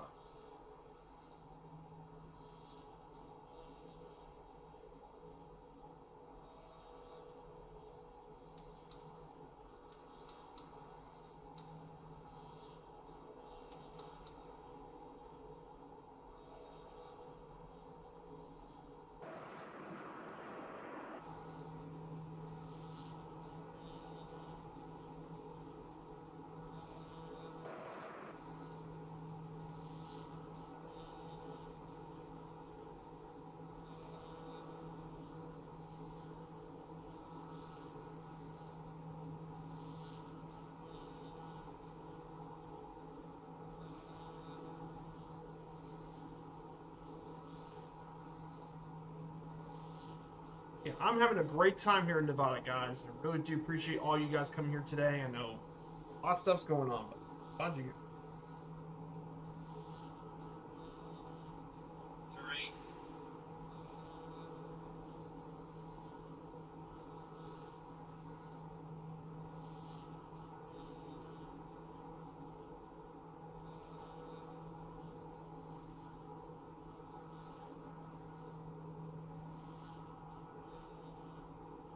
Yeah, I'm thinking that. Yeah, I'm thinking about moving this Wednesday streams to Saturday if it works for my schedule. Because I think that would be better with the stuff I'm going on. Plus, I think also having the weekends means I'm more free to do just basic stuff. I don't have to do anything.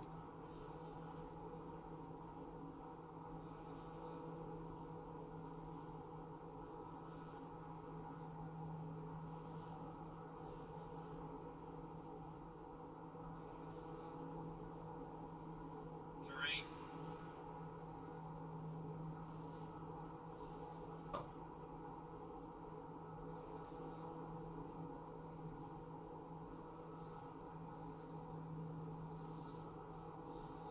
Yeah, pretty excited for this as well.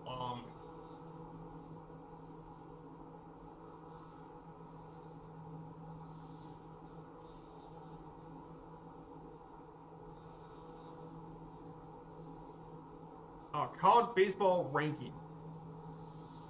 Um, College baseball. Louisville just dropped out of the top 25 in baseball. I was wondering where Louisville is. Number one baseball team in college baseball teams LSU.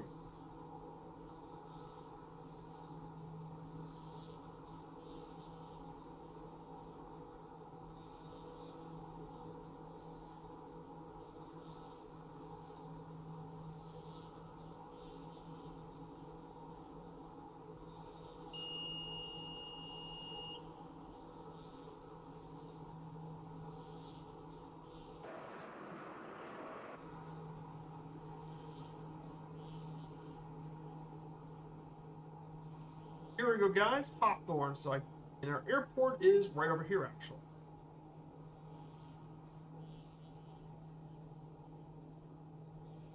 So the next leg is going to take us to the highest peak, 10,500. I want to go down in.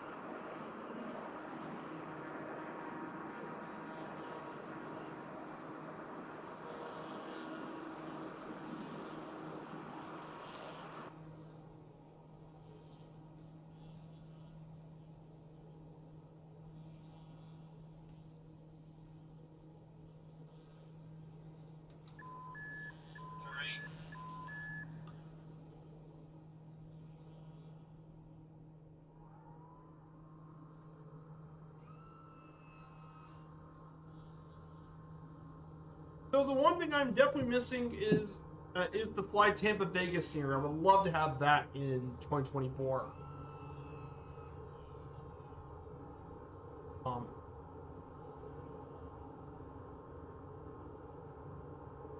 Sink rate. Sink rate 100. Pull up. Pull up. Minimums. Minimums.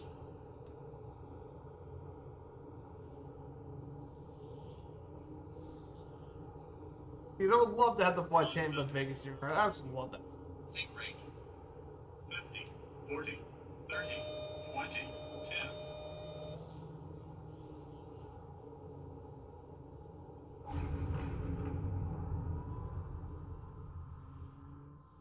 Go. And we're down. Welcome to Hawthorne.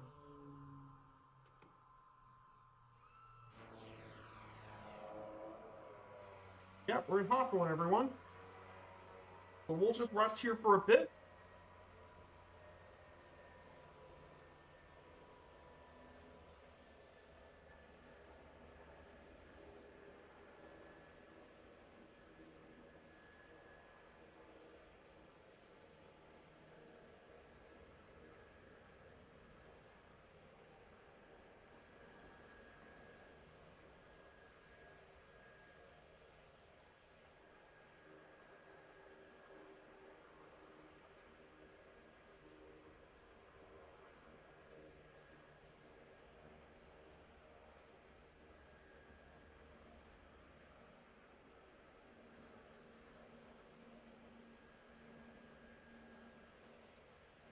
So.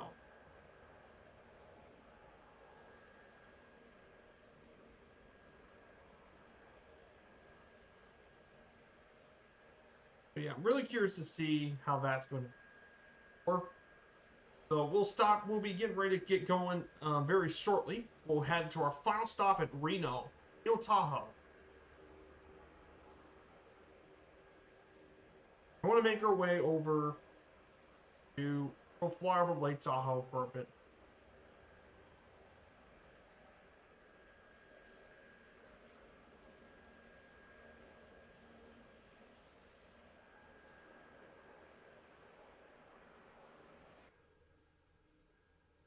Go ahead.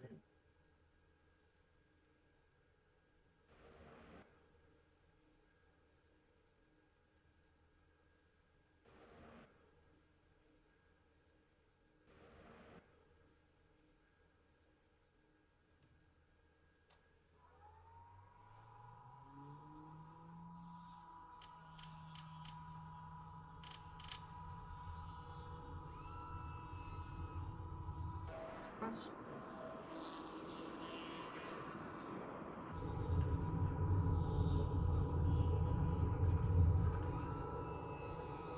cool.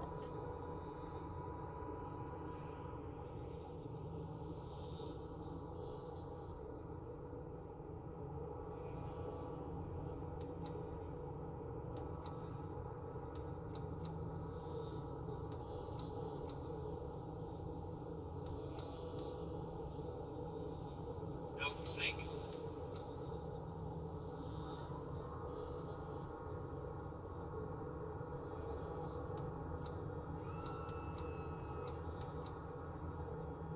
Here we go, guys.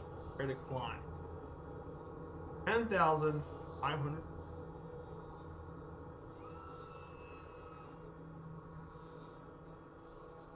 I do like this twin otter a lot.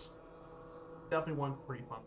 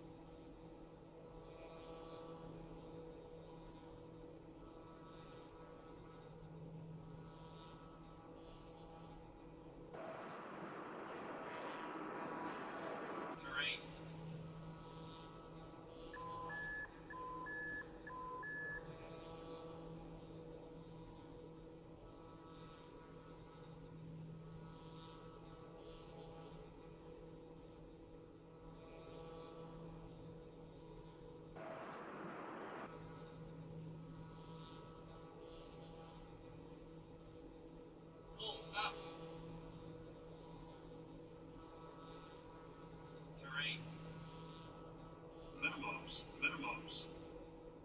Pull up.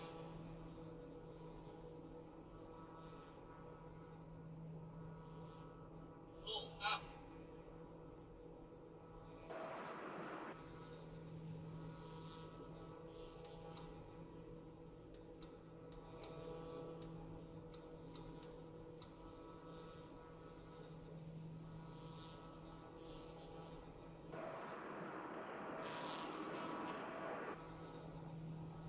Terrain. Terrain.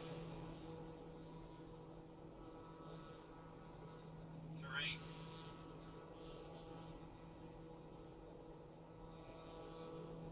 Here we go. Mount Grant, I believe. Terrain.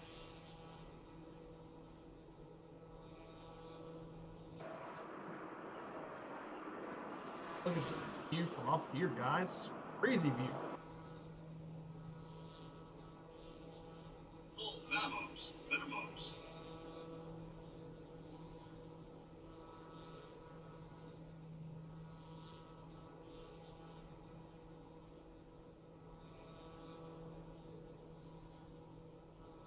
Let's go ahead and talk about go ahead and talk more about our slides. So here are some fun facts about the U.S. state of Nevada, the Silver State. Terrain. It's the 7th largest state in the U.S. with 110,000 square miles. However, of that land, Terrain. 85% of it is actually federally owned by the United States government, including Area 51 near the little town of Rachel, Nevada. Yes, the Area 51. Minimums. Pull up. Hoover Dam, the largest single public work project in the U.S. history, contains nearly 3.5 million cubic yards of concrete, which is enough to pave a 2-lane highway from San Francisco to New York. In terms of casino slots, there are about 16,000 of them in 1960. Just about 40 years later, Nevada now had 205,000 slot machines, one for every 10 residents. Crazy. In 1901, the first casino opened on Highway 91 was the Paradise Club, which later became the groundwork for the Las Vegas Strip. Frank Sinatra once owned the Calneva at Lake Tahoe's Crystal Bay, and it is possible to stand in both California and Nevada inside the building. And finally, in Death Valley, the kangaroo rat can live its entire life without drinking a drop of liquid, because it can feed off the water from, well, the insects it eats, the arthropods and insects it eats, and the seeds too. So yeah, these are fun facts about Nevada. And finally, here are some famous people from the state. I mean, a lot of them do live in the Las Vegas area, but there's a few other ones. U.S. Met Eva Adams from Wonder, actor Ben Alexander from Garfield, one of the greatest American tennis players of all time. One of the greatest American tennis players, Andre Agassi from Las Vegas.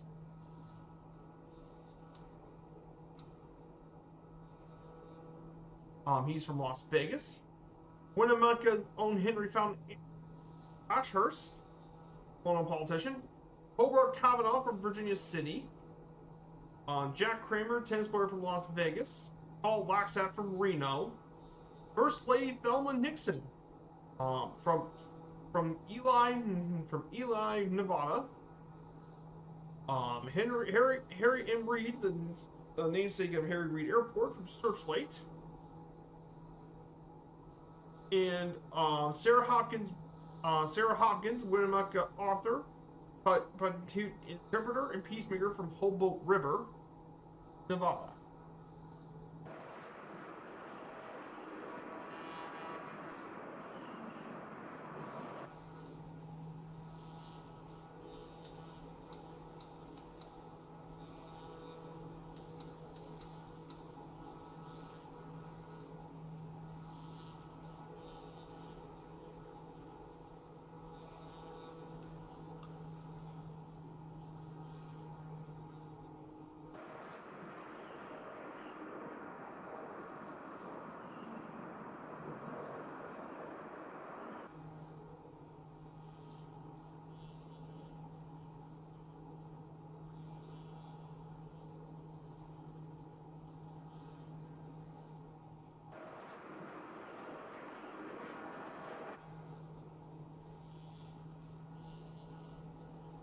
We went above altitude, so I had to put. Yeah, these are the famous people of Nevada. So we're gonna head our way over to Lake Tahoe for a bit. We'll talk more about that as we get closer to Lake Tahoe. We'll talk more about one of the largest lakes in America. Hey, good, Larry. Wife and I have been able to near the tri-point of Nevada, Arizona, California. Oh, cool, Larry. That's fantastic. Yeah, the tri-point, if you guys aren't aware, is in the southern tip of the state. There is a tri-corner area between Mojave City, Bullhead, in Nevada. It's that tri-point.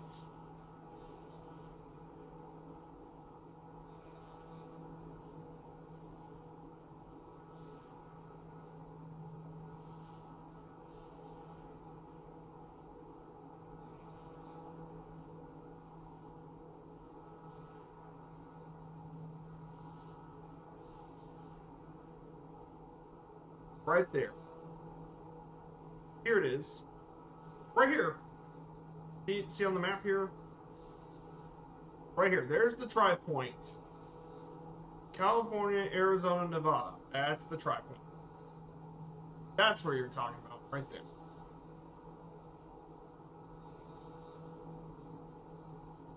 There you go. So we're going to enter into Lake Tahoe soon. We're entering, yeah, right near casino. Gotcha. So we're going to be talking about Lake Tahoe, where we'll be visiting here.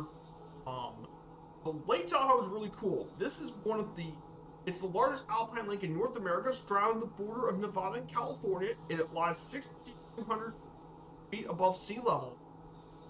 And in fact, it's actually the sixth largest lake by volume in the United States, trailing only by the five Great Lakes. And it's the second deepest lake in the U.S. at 1,600 feet below sea level, of 1,600 feet, which is second deepest behind Crater Lake, which we visited back in our Oregon trip. The lake was formed around 2 million years ago as part of the Lake Tahoe Basin and was shaped during the Ice Ages. This lake is very famous for its clarity of water and the panorama of the mountains. Its English name was derived from the Washoe name Dawa, and more than 75% of the lake's watershed is a national forest. And it's a very popular tourist destination for both Nevada and Californians. Very well known for winter sports, summer outdoor recreation, and scenery year-round. Especially for ski resorts, while Nevada brings casino resorts and highways for the area. But yes, Lake Tahoe is a gorgeous area. I would love to visit Tahoe. Ugh, that would not be good if they found out they dumped bodies. No, that would not be good. But yeah, Lake Tahoe area. There are about 15 ski areas in Tahoe. Most notably, the Palisades Tahoe, which is probably the most well-known one, because it hosted the 19th Winter Olympics were held in Tahoe. But also, there's a couple of other ones, include Heavenly Mountain Resorts, Diamond Peak, North Star, California, and a few others. And of course, thousands of people flock from the other parts of the western states. Las Vegas, LA, San Diego, San Francisco, and Sacramento. And I mean, some of the vistas from here are absolutely breathtaking.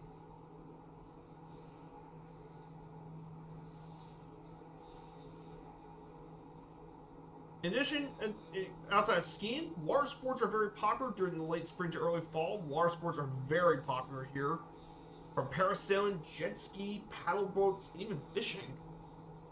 Of course, it's one of the most prestigious wind boat shows. Scuba diving is also pretty popular up here too, though it is pretty advanced to dive here due to the high altitude of the lake. And also, there's motorcycling events, very popular for motorcyclists. Hiking and bicycling is very popular here in the Tahoe area. And in the Nevada side, gambling is also a deal too. Yeah, really cool, really cool area to visit. And like I said, it's definitely a really neat area to visit.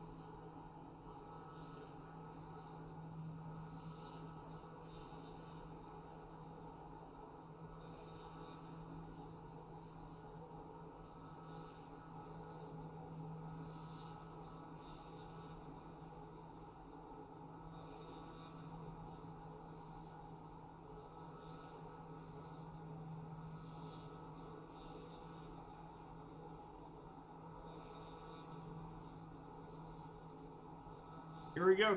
We're getting to near Lake Tahoe. So after we visit Lake Tahoe, we'll talk a bit about Carson City, which is Nevada state capital.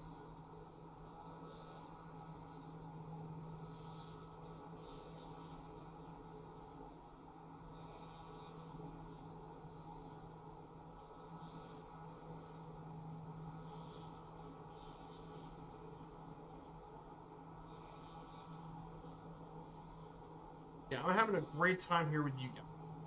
A lot of fun.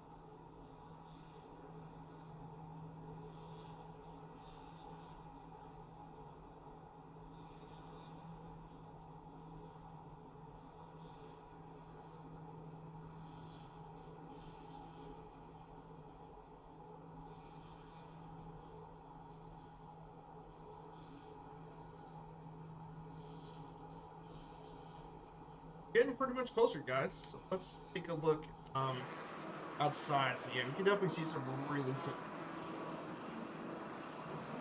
So our virtual airlines old West US hub, Lake Tahoe is actually not far from here. It's actually the original hub for the Western United States for Firefly Air, but we had to get a much larger airport with all the wide-body airlines in the sim. I mean, 777, Airbus A350's coming. Also, the 75's coming from Bluebird. That's coming. But I mean, with those larger airliners and stuff, we had to move out of Tahoe. It was just too small. That combined high altitude just isn't going to work with our airline. However, I'm glad it's still a hub, though, for regional flights. I'm glad it's still there. We can do some regional stuff. For GA and some regional flights. For example, we can still do some... I still want to do some commercial stuff with this airport.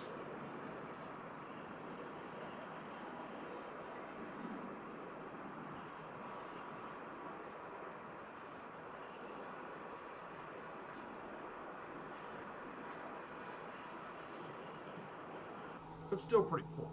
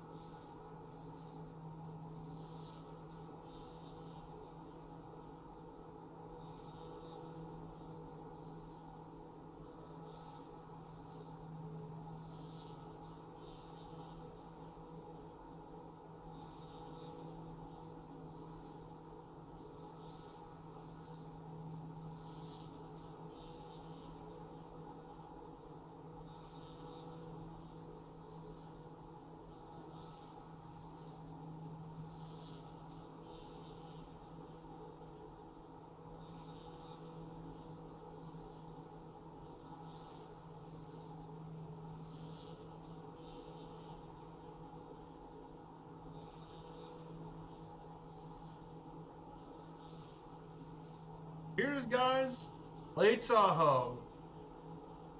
The site.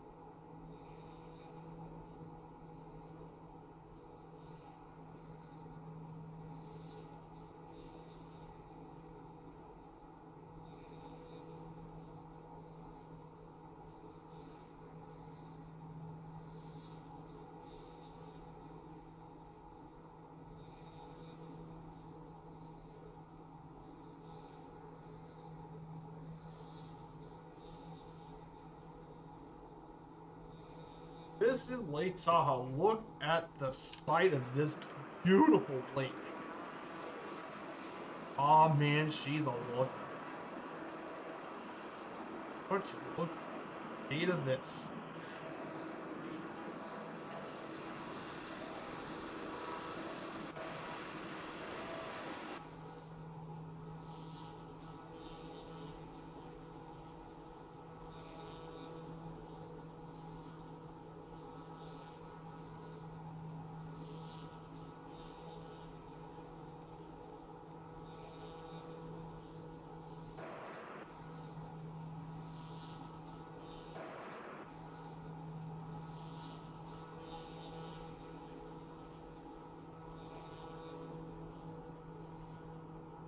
Oh my goodness, look at that for a view.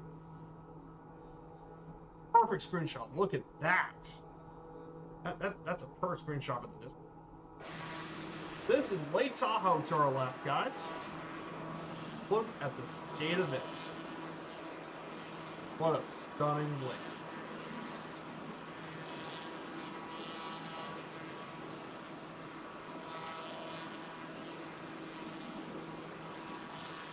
First, we're not flying along across all the lake. We still have to reach the capital city in Nevada.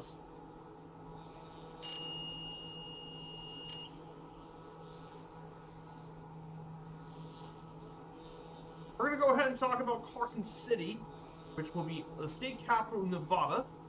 So Carson City is Nevada's capital, population 58,000, making it the sixth most populous city in Nevada.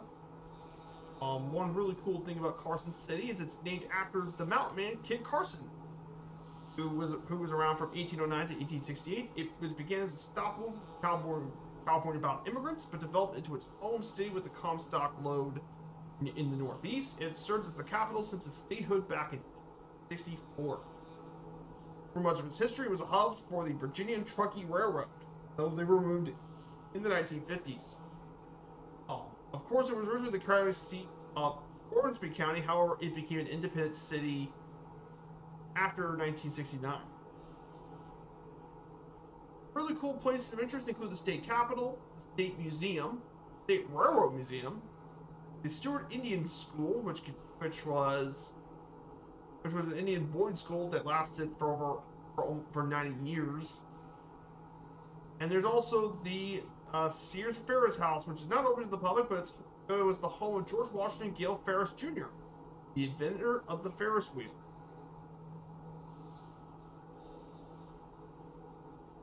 Let me go ahead. Down.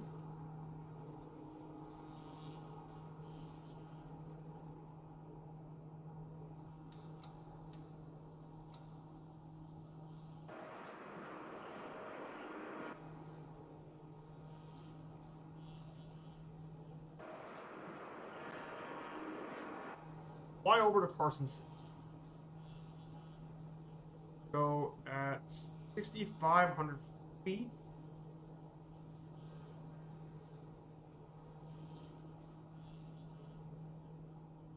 That is Carson City for. And of course, many neighborhood parks offer a wide range of features and stuff, including picnic tables, beaches, restaurants, fishing, basketball hoops, and more. Largest park in the city is Mills Park. And there's quite a few notable people here too. I've been around this area.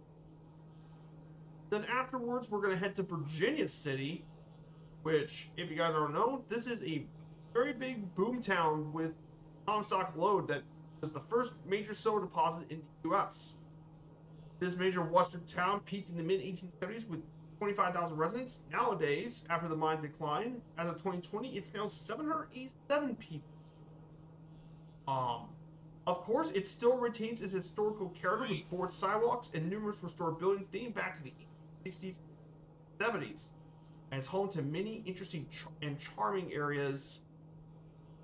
And it features many charming and historic museums, including the Ford School Museum, Julia Bullett's grave, and more. Definitely worth checking out. If you're into this area, you definitely want to check out Virginia.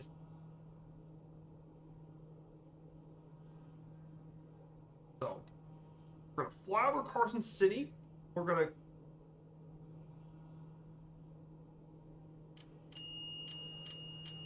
I'm gonna turn around 7,000 feet for this one.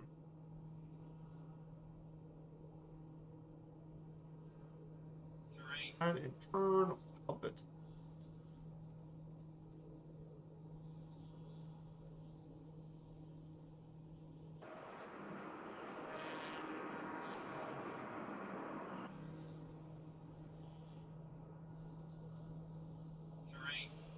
And then afterwards, once we get to Virginia City, we'll go ahead and talk about the last major city we'll be visiting today.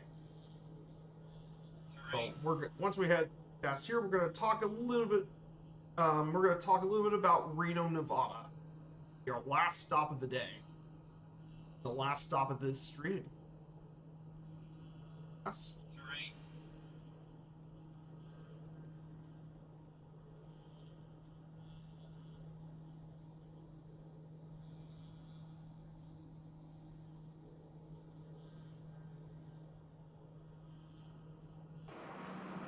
Here it is, guys. 7,000 feet, Nevada State Capitol from above.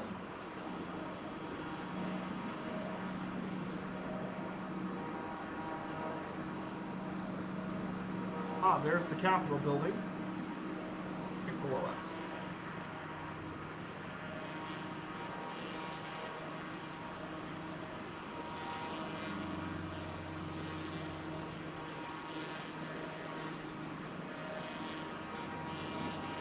There's Carson City. Hey, Pro Dragon Sim, good to see you. I didn't see you flying there, my dude. Thank you for coming along. It's been a while since I've someone come along with my flight. Welcome on in. We're heading to Virginia City now. So I want to talk briefly about Reno, Nevada, the biggest little city in the world. This is actually Nevada's second largest city with a population of around 264,000 people. It's the most populous city outside of the Vegas Valley. It's actually the third most populous city. It was named after the Civil War general Jesse L. Reno, who was killed during the Battle of South Mountain, 1862. This city is really unique, as for much of the 20th century, a lot of people came here due to its divorce laws and for gambling. It gained a national reputation as a divorce mill for people to get divorced.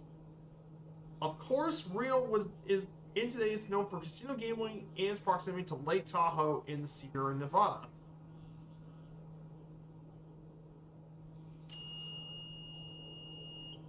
Are the big parts about its economy nowadays. Of course, Reno has now since been completely overshadowed by Las Vegas, of course. Las Vegas now completely overshadows Reno, sadly. But I think Reno is a really cool city to visit. For one, Reno has some really cool stuff. It's got several museums that's really well worth visiting, including the Nevada Museum of Art, the National Automobile Museum, a couple of music venues. They also got some sporting facilities, including Greater Nevada Field, home of the Reno Aces minor league baseball team, as well as several other events. They also got a golf course, and it's also got the University of Nevada, which is the big sports team of the city. And it's featured quite a few games and stuff, as well as TV. So Reno definitely is a pretty cool city. Sadly, it is overshadowed by Las Vegas.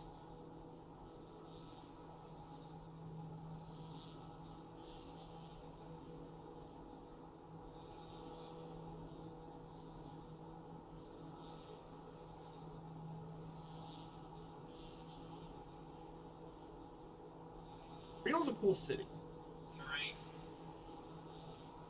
And finally, of course, our last stop of the day and our last slide for today is Reno Tahoe Airport. This is the second busiest airport in the state, behind Las Vegas, of course. It opened back at Hubbard Field in 1921 by Boeing Transport Company. It grew a lot more during the 1960 Winter Olympics. But of course, the airport then got its current name in 1994, which honors both the city and Lake Tahoe, its popular tourist destination. And at one point, it was actually a hub of its own commercial airline, Reno Air, for the 90s that flew the MD-80s and MD-90s to many cities until American Airlines bought it in 2001. It did have some it did have some flirting with some international flights, but that's not the case. Here is, guys, there is Virginia City down to below us. It's Virginia City, the old western town. We're going to go ahead and currently right now, Reno Tahoe, sir, there has been flirts with nonstop flights. Mainly Guadalajara is the only current international flight. However, there was flirtation with Thomas Cook Airlines to bring flights from London Gatwick to Reno. Yes, London Gatwick to Reno. If I were to guess why, it's probably because of Lake Tahoe. However, it would have been the first transatlantic route. However, with Tom Cook Airline having their liquidation stuff, and the airport couldn't handle their Airbus A330 service. Right now, Reno Tahoe destinations, they do flights across the country, but mainly in the western United States, like California, Las Vegas, Portland, Seattle.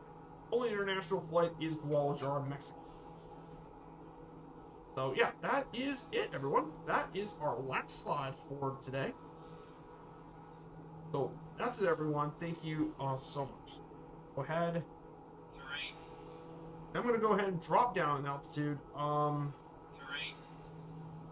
to around 6,000.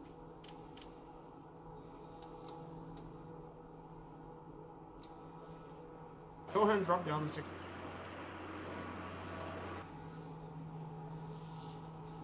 So we'll enter downtown Reno. That's going to complete our last stop, guys. So thank you all so much for coming along here today.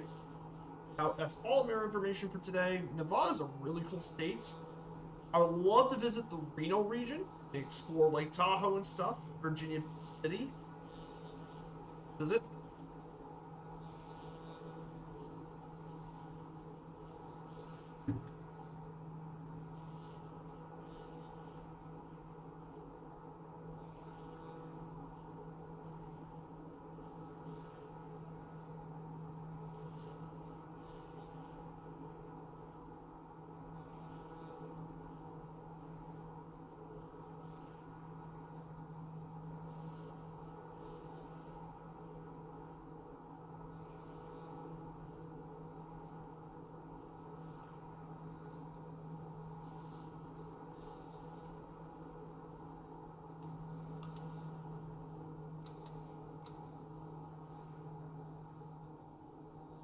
Here it is, guys. Reno, Nevada.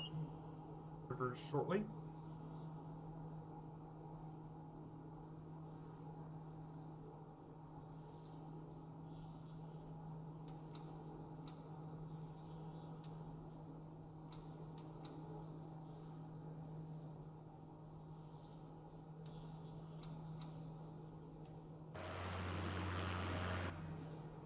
Here's our airport for today. We're gonna fly around downtown Reno first, and then we'll land at the airport. Yeah, I like this airport. I actually like this airport a lot. Reno Tahoe is really nice to fly. And of course you got the views of Lake Tahoe as well. And I like flying this airport. It's actually pretty nice one. Vegas Reno is a pretty nice route.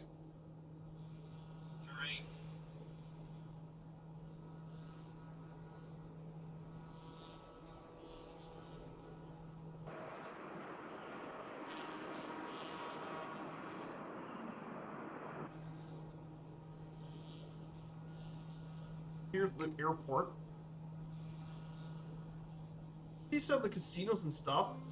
Most notably, you can see the Grand Sierra Resort from the airport.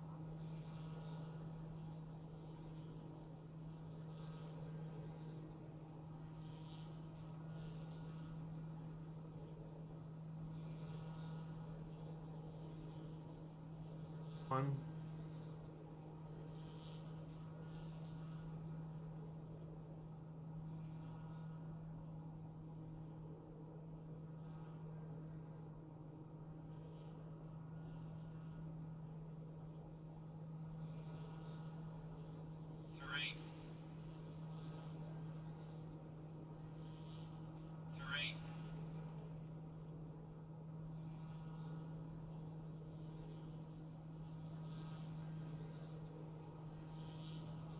So we got one last stream this week, and that's going to be, I'm thinking about taking the Cessna 404 Titan over Nebraska. I'll let you guys know about that. Here we are, guys. Downtown Reno.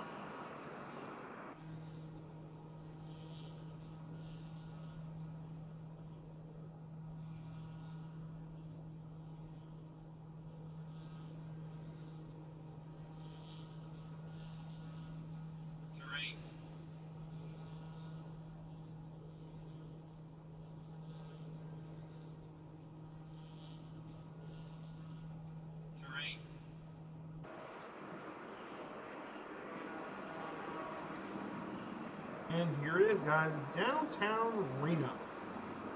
Riverwalk. That's it, guys. There is downtown Reno. There's the University of Nevada to our left. You can see the University of Nevada at Reno. See the football stadium and stuff. The football grounds are up here. Also, the Reno Air Race used to be held here, but they no longer have them at Reno, sadly.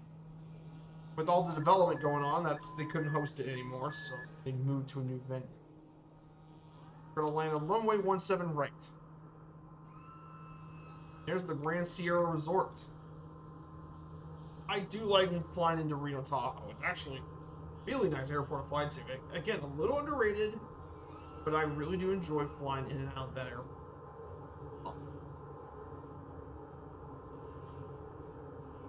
I don't know if the Flying Iron Spit works too well for 2024. Here we go, guys. Last stop. Sink rate.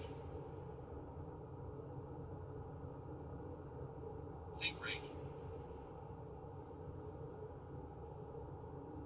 Sink rate.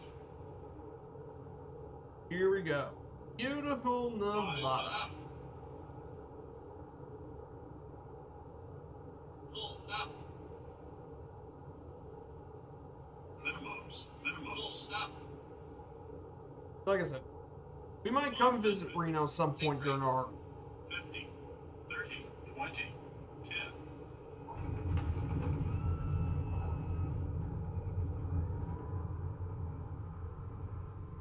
Oh dear. Yeah, I had a bit of stutter. Heard I had a bit of performance slowdown. Negative 609. Oh dear. Whoops. Oops.